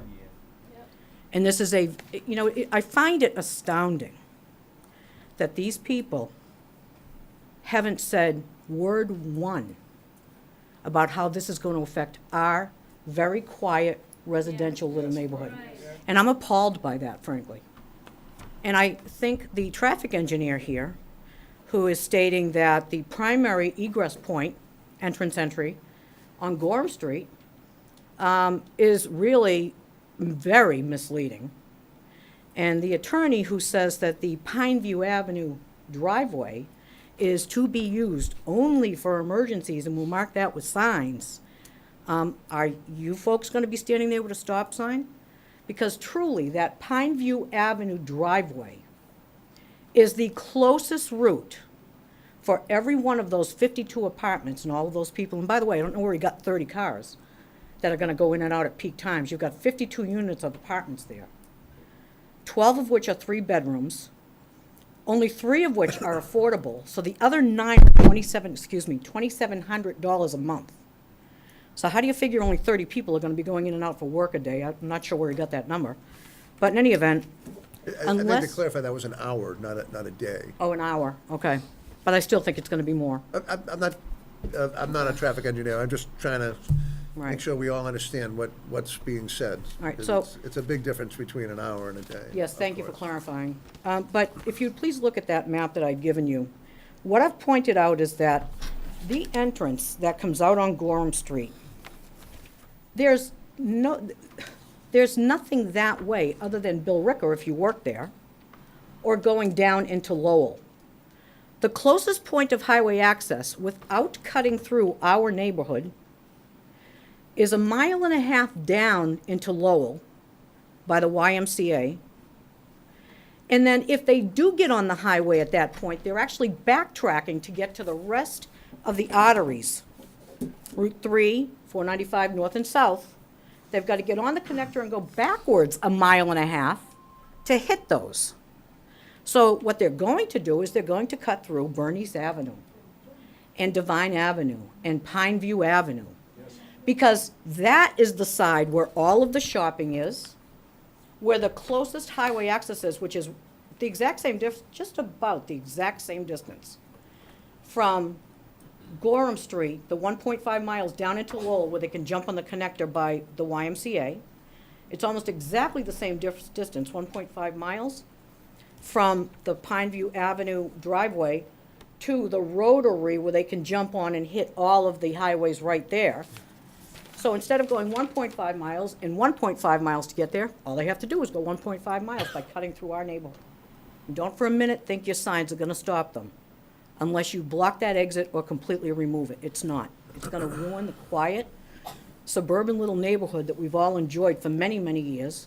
It's going to wreck our property values because now we are no longer a secluded little enclave of homes. Nobody home now. You know, this is, and it's appalling to me that these people aren't recognizing and haven't even said word one about how this complex is going to affect our quality of life and our property values. And, you know, I'm sure that everybody else has something to say too. I think this, you know, honestly, I'm ashamed to tell you all that I don't know a lot of you, and I wish I did. And I'm very proud of our neighborhood right now for coming out like we have, okay? All right? My brother's here now. And I look at this, and believe me, I pulled these plans and I looked at this and I studied this, and I'm not an engineer and I'm not an attorney and I'm not a traffic engineer. I am a registered nurse and I am college educated. And I do work hard. I work very hard. And I want a quiet environment, which is why I chose to live there. Yeah, right, that's right. Okay. Yeah. I'm raising my grandson there. And I look at this traffic plan and it says, a review of journey to work census data indicates the majority of the trips would use the primary site driveway along Gorham Street. Only if they work in Billerica. Only if they work in downtown Lowell. The rest of them are all going to be cutting through our neighborhood. Yes, right. Okay? And then he says, the trips used the Gorham Street driveway, for planning purposes, it was assumed that all of the trips used the Gorham Street driveway to present a conservative analysis. Conservative, I call that misleading analysis. Because unless you stop the access out of Pineview Avenue, and actually, really, even if they do stop the access out of Pineview Avenue, what are people gonna do still, right? They're gonna go out Gorham Street and they're gonna cut right through Divine. They're still gonna be cutting through our neighborhood. The only solution to this is if these people wanna put the money up to create highway access right off Gorham Street. There's plenty of land there to do that. I'm not an engineer and I don't know how that would work, but, you know, we're all opposed to this and we're all gonna be loudly opposed to this. And I think it's appalling that up until I stood at this podium, none of you knew we existed by these people. And that's what I have to say. Thank you very much for listening. Thank you.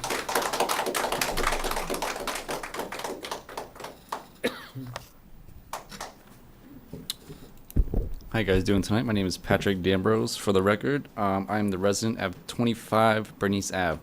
So 25 Bernice Ave, is it alright if I approach this to show you? Oh, absolutely. So this is the entrance. My house is directly, that's right, I don't know, I'm not sure where it is. I can't.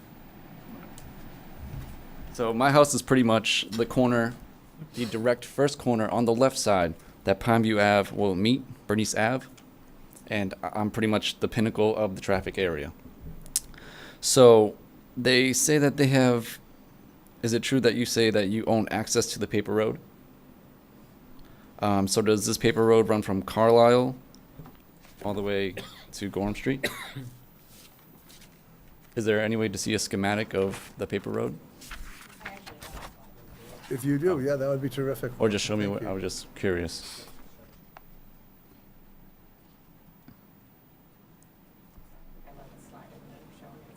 Oh, so okay.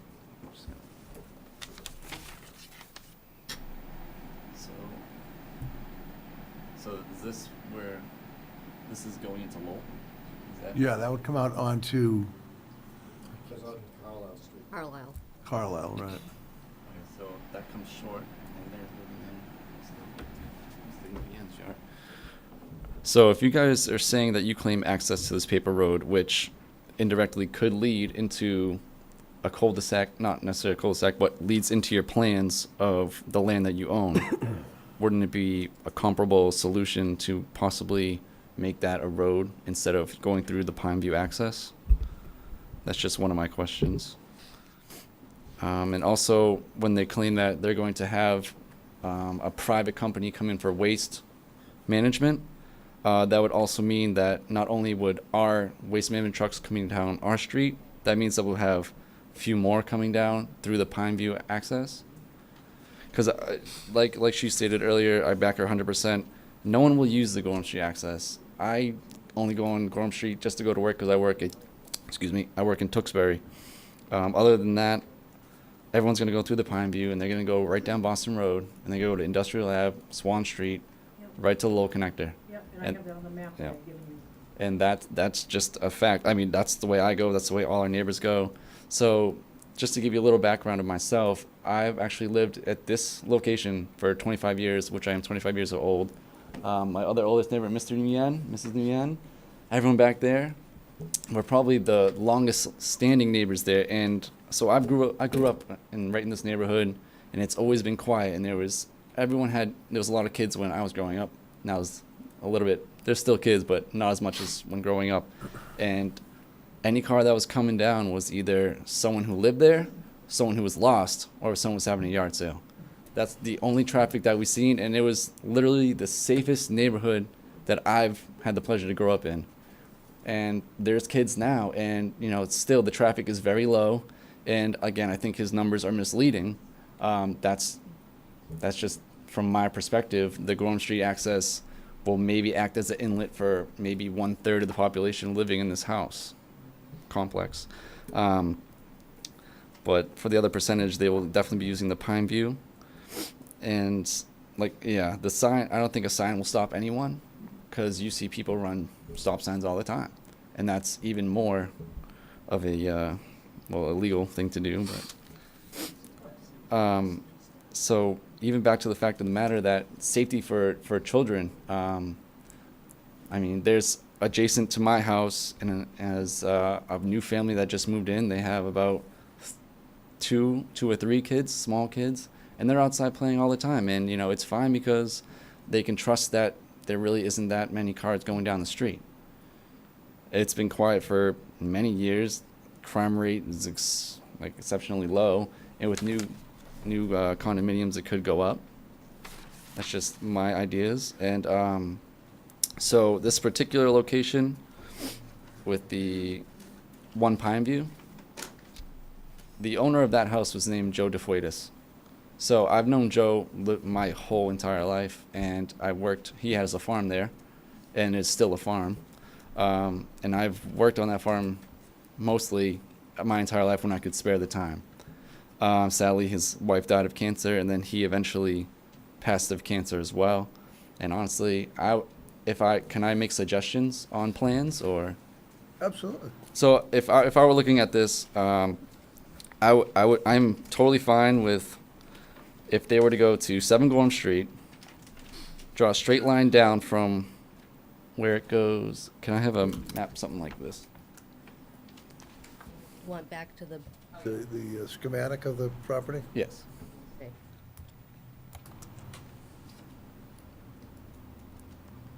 Yeah, that works.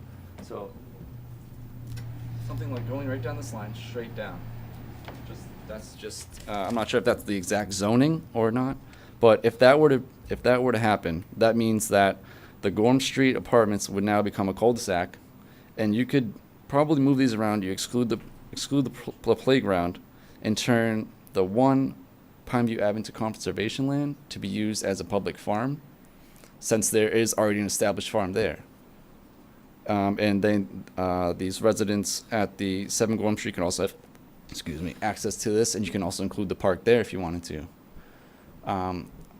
I just mean the main reason is I don't see how, again, I haven't been approached by anyone about how I felt on this project. I know that it's in Chelmsford, but it directly affects Lowell.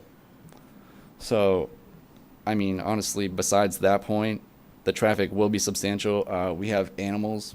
I have 2 cats. I'm sure people coming in and out eventually.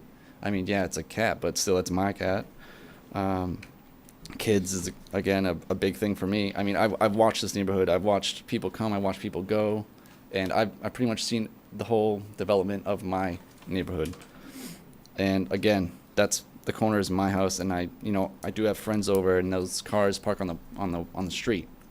So, and then the snow removal. So I'm not sure exactly where. Was that thrown out the window, or is that still in place? Oh, they need snow storage, and they need to determine how that's gonna work.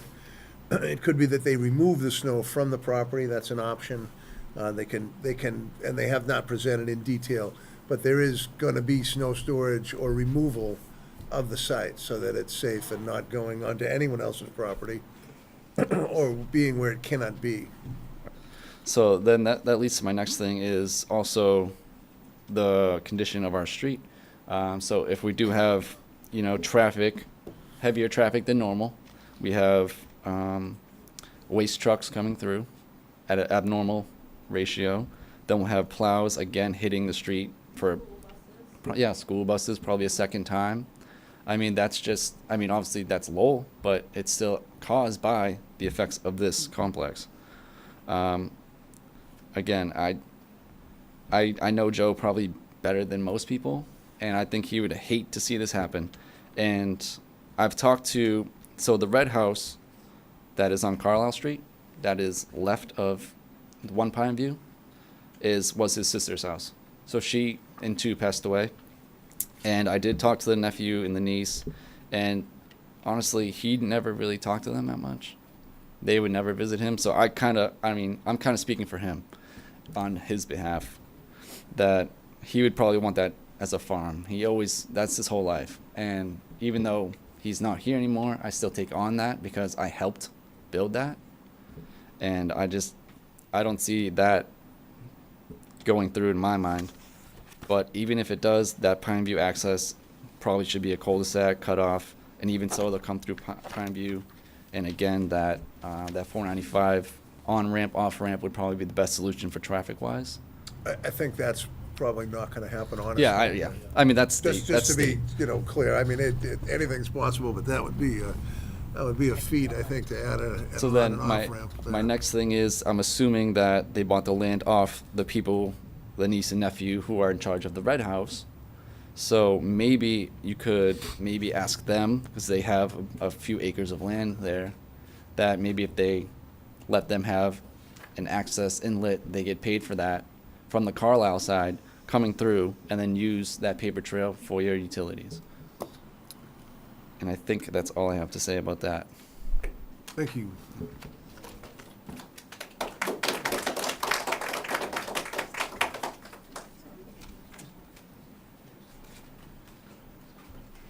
Good evening. My name is Amanda Campos, and I live at 18 Pineview Ave. I am one of the newer families that moved into the neighborhood. We actually owned a property at 6 Bernice Ave. We sold it in 2010, and the only reason why we bought again in that neighborhood is because we know what a great neighborhood that is. It is very quiet, like it has been said. I do have 3 kids. I have an 8-year-old, I have a 4-year-old, and I have an infant. He's 3 months old.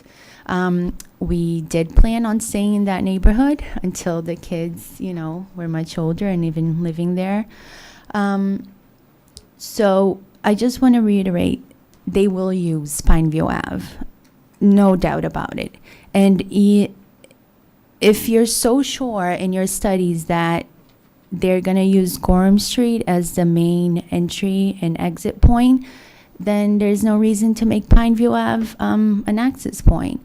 My kids ride their bikes in that street. I am not concerned for their safety. Of course, I keep an eye on them, but it's a very quiet street. We barely have any traffic. So what I'm here to say, and I believe everyone agrees, is that we would like to have the Pineview Ave exit not part of the project, please, because I do have kids, and for certain the traffic flow will increase, and it will not be a quiet neighborhood or a safe neighborhood anymore for my kids to ride their bikes. Thank you.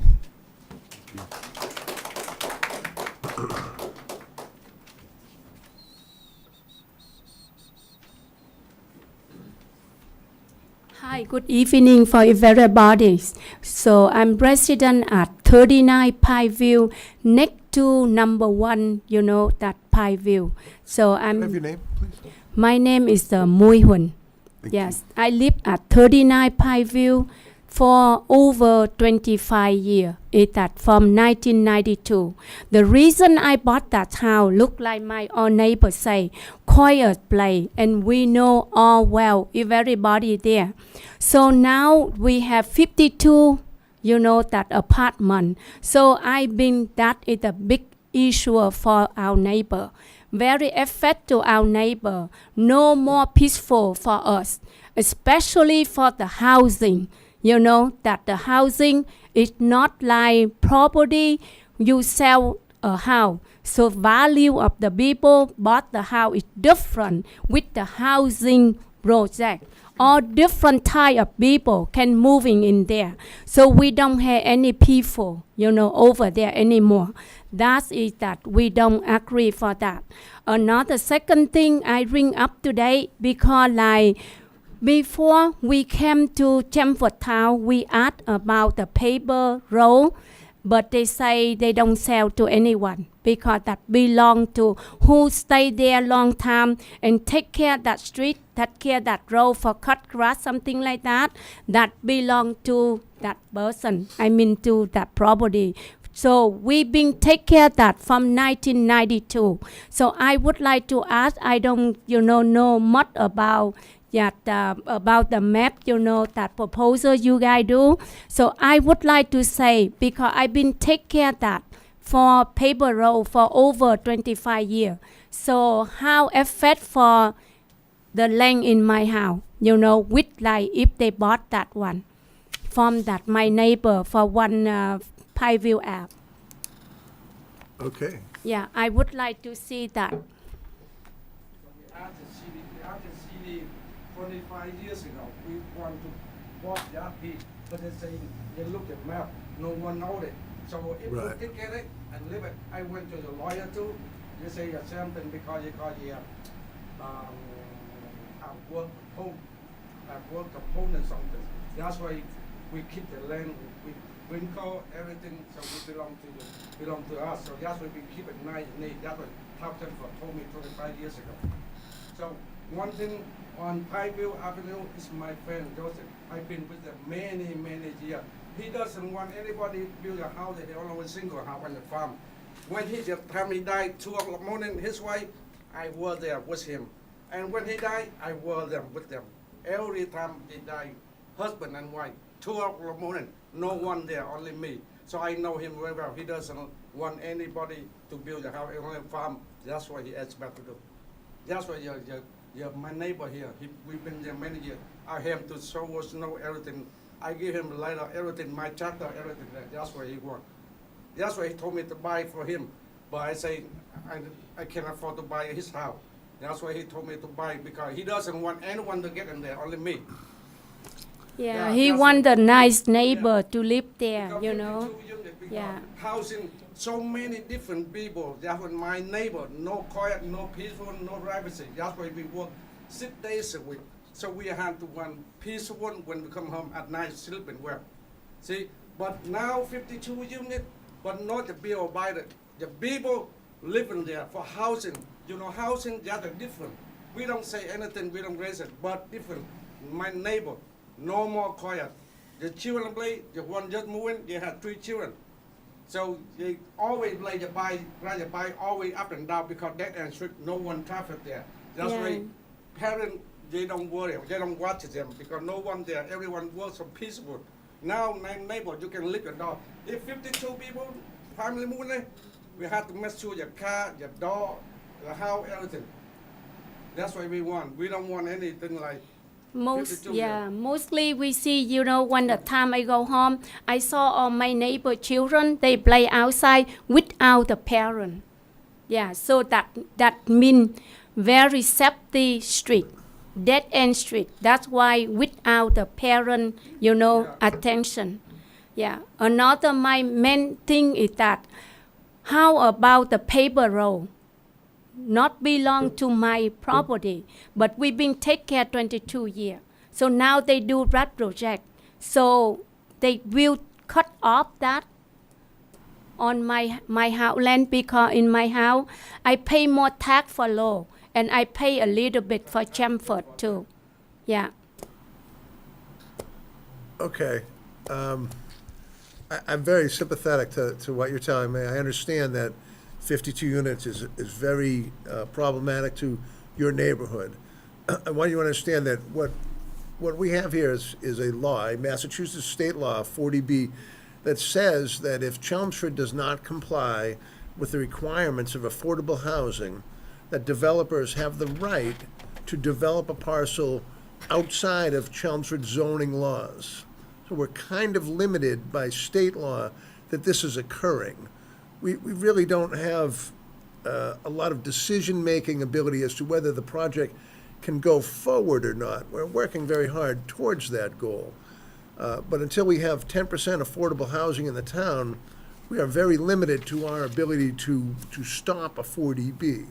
What we have the ability to do is try to make it palatable for the neighbors, for the area, for what's going on in the whole town. I think what I'm going to do is task the architect and the applicant to look at options that would help keep your neighborhood private. I don't know how they'll come up with that. I don't know if a gate is an option. I don't know if the fire department would allow them to put a physical barrier that cars could not go up and down it, but a fire truck could. There are options available. We're in a really bad spot with a 40B because we don't have a lot of control. They have, by law, the right to do this. And until we can control that, it's going to be a struggle. I think I present for all my neighbor here. Oh, I we understand just that want everyone- that I think that. That I'm- is I'm the going- single house there will be the single house, right? That's why we want. That's I all we want realize to that. say, right? That worked many years, that will be single house there. Now we want to be, that will be the single house the same. Yeah, because even in Chelmsford town or Low, they have many vacancy land, big land somewhere else they can build. I'm finished my work. Yeah, thank you. The other thing you. I would like to ask is that paper boy, paper land, you know, that the paper roll. So how affect my house? Because I've been take care from 1992 until now. Do they cut off my land or not? That's the thing I would like to see. Mr. you Chairman, know? can I address that? Yeah. I wish you would. So what thank it you. sounds like is that you are making a claim that you have some rights either via adverse possession or prescriptive rights over that particular piece of property. That is a land use, land rights question, property right question that is beyond the jurisdiction of this board. The applicant only has to show that they have a color of title, which they have said that they will provide us easement documents that show that they have some rights. If you are claiming that, in fact, you have taken those rights away by use of the property for more than 20 years, then you have to go to a court of competent jurisdiction to establish that. That is not something that this board can decide as part of this process. If I might just short circuit that, we don't intend to touch that portion of that paper street that affects the property. That will be completely untouched. I see. But anyway, in my final work, I present for all the neighbor here. We would like that house, single house, to be the single house, please. Yeah, And no I build think- up, you know, for. As the yes. chairman has stated, this board has been given an application. It is under certain constraints with regard to what it can do under that application. And if what it can't do is simply tell the applicant, you can't build the project you're looking to build, you can only do one house. The town is not over its 10% requirement under Chapter 40B. So if the board were to issue a decision like that, the applicant could simply go to the Housing Appeals Committee and get that decision overturned. So what the board needs to do is actually review this application and try to minimize the impacts on the neighborhood. And that's what the board will do as it goes through this hearing process. And this process is not going to be completed tonight. It's going to be a multiple hearing process before we get to the point that the board's actually ready to issue a decision. I'm sorry, I don't think so, you know. Yeah, right? Because you say chapter 40B, you know, non-stop, you think how about you bring 52 family came over, my neighbor not say there anymore, so what can you do? Call the police all the time, every night? Either that or he's gonna sit down. Could I have you approach the podium and give your name and address for the record? And I live in 39 Highway with my wife. Okay. Brian, could I butt in and Oh, make a certainly. motion to continue this because we have so much discussion and it's a late hour? We have had a lot of testimony tonight. We're going to meet again on this. No decision is being made. There's a lot of answers. Because we only came in here tonight because the reason we work every day, only one day off, so we can come here many times. We only came here, everybody work, so every come here tonight, we can come in any more for any night. That's what we want. Yeah, 52 families, that's a lot. People came in, we came, you know, we don't have to call the police all the time and, you know, neighbor like crazy. Because we work 6 days a week, we come ask the neighbor, we will quiet. That's why we bought the house there. I am the one neighbor lived a long time more than them. That's why I do understand your concerns, and I'm very sympathetic to them. There's limitations to what we can do, but we're gonna work very hard to see if we can't maintain the privacy that your neighborhood yeah, has. because we want privacy. That's why we bought the house. We live there. We work hard, pay everything. We come up. We don't want noisy. We don't want music noisy. I understand. something, yeah. I understand. I second Charlie's motion here. I think we're gonna give this a little rest tonight. We're going to, right now, we're gonna ask, respond to Charlie's motion to continue this hearing. We're gonna set a date, and you are all welcome to attend the next hearing we have on this matter as well. Letters in the mail for that hearing as the abutters? No, at this point, you should have been notified for this hearing, and that will be the only notification you'll get. But right now, tonight, we're gonna pick that date and time. 28th. Right, so the way the process works is you get an initial notification for the original hearing, and then at each hearing, it will be continued to a date certain. So there's no new mailing, there's no new newspaper advertisement. It's simply stated at the end of the previous hearing, when the next hearing will be. You earlier stated it was the 28th of September. Well, that was for a different hearing, and the board needs to make a determination as to whether to continue to that night or not. Mr. Chair, before we continue, could I just request if the board's inclined to have a site visit for the board, if we could schedule that prior to continuance? I think that would be a good idea. Yes. So if the board would like to also pick a date to come out for a site visit, we could do that as well.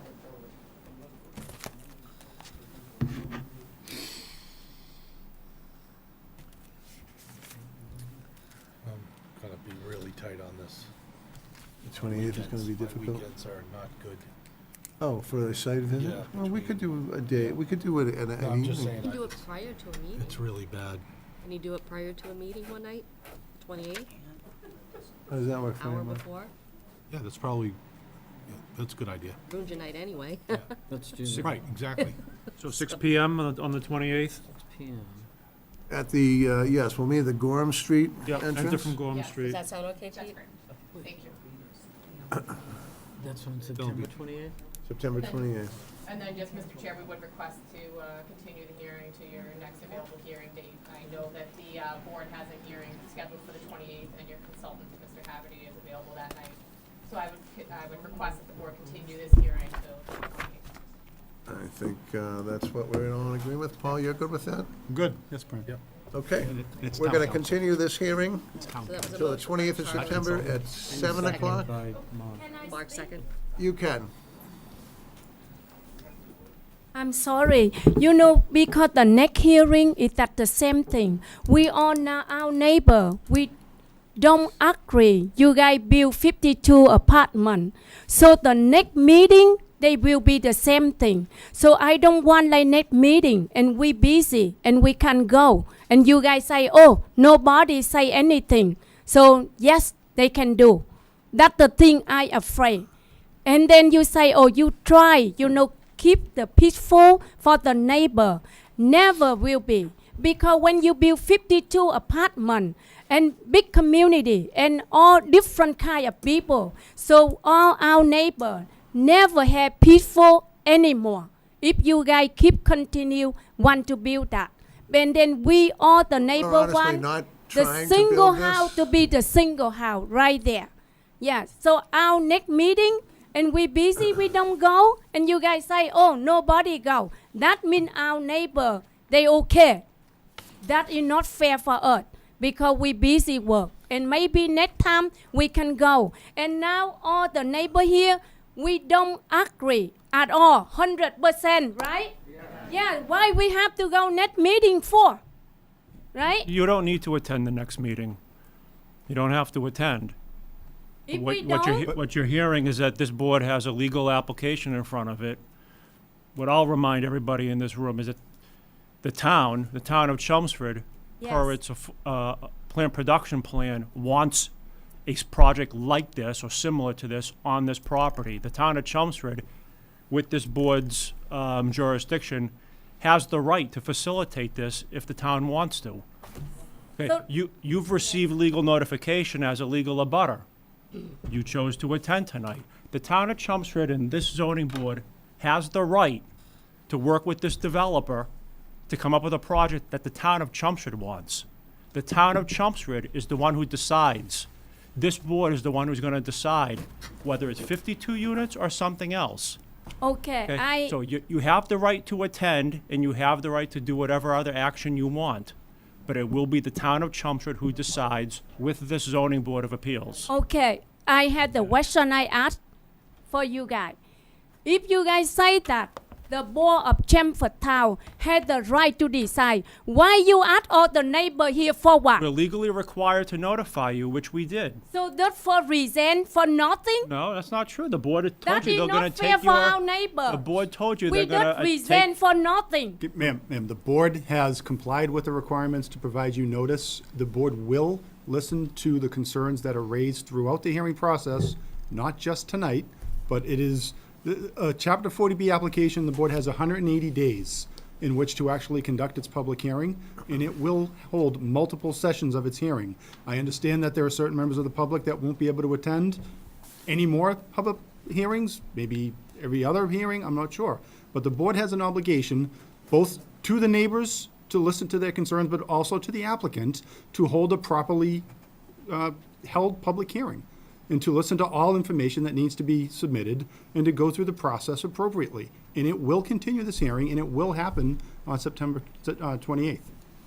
So I would like to present for our neighbor, you know, even next time, if we busy, we can go. So please, remember. We have listened to your all the concerns. neighbor here, We heard we you. don't agree. Yes, We're please. not at We hear all you. Yes, partners please. with the developer or involved with Yes, them. yeah. So I would like, if you were me, you've been there for many years, peaceful. Now, big thing different, affect your children. You like it or not? If you were us, I would like to ask you. If you had grandchildren, I would represent children this. young, It's irrelevant If to I us was the right same, I would Yes, represent please. it the very Yes. same way. If you understand that, please understand how we feel, how stressful for us when we are children, you know. So please understand that. Yes, now. We do. Okay, ma'am, Thank you've made your point. There is a Yes. motion pending We before the certainly board. understand that. yes, please. We all have families Yeah. in homes Yes, as well. please. Yeah. I I have a appreciate. motion. I present for our neighbor. I really appreciate Yeah, you we're- guys present for Chelmsford Town. So please think about that Okay, ma'am, and the- make the right decision for Ma'am. the neighbor, Ma'am, the please. board needs to rule on its motion now, please. Do I have a second, Mark? You have a second. All in favor of adjourning? Oh, that was fun. Continue. Thank you very much, Mr. Chairman. A motion to adjourn at this point? Control valve. Yeah? You're gonna take on the job, you know? And then a motion to adjourn, Mark. They have so much trouble with Did it. you make one? Yeah. Yeah. Second, and we have adjourned. 6 p.m. For the site Site walk. visit. On the 28th. For the 31st? Oh, 6 p.m.? Oh, Did we advertise for 6 p.m.? I believe so. Oh, okay. what's the 31st? The special meeting? You three won't be members? there. Oh, I can't be Yeah, there. you can't be there. I'm going, which month are we talking about now? You can be there for 6 p.m. Yes, I'm gonna make the change in my calendar right now. We'll circle back with, 31st, She was not here. DBA, goodbye. So we're adjourned, right? Thank you. 6 p.m. That was a nice little anecdote, Brian.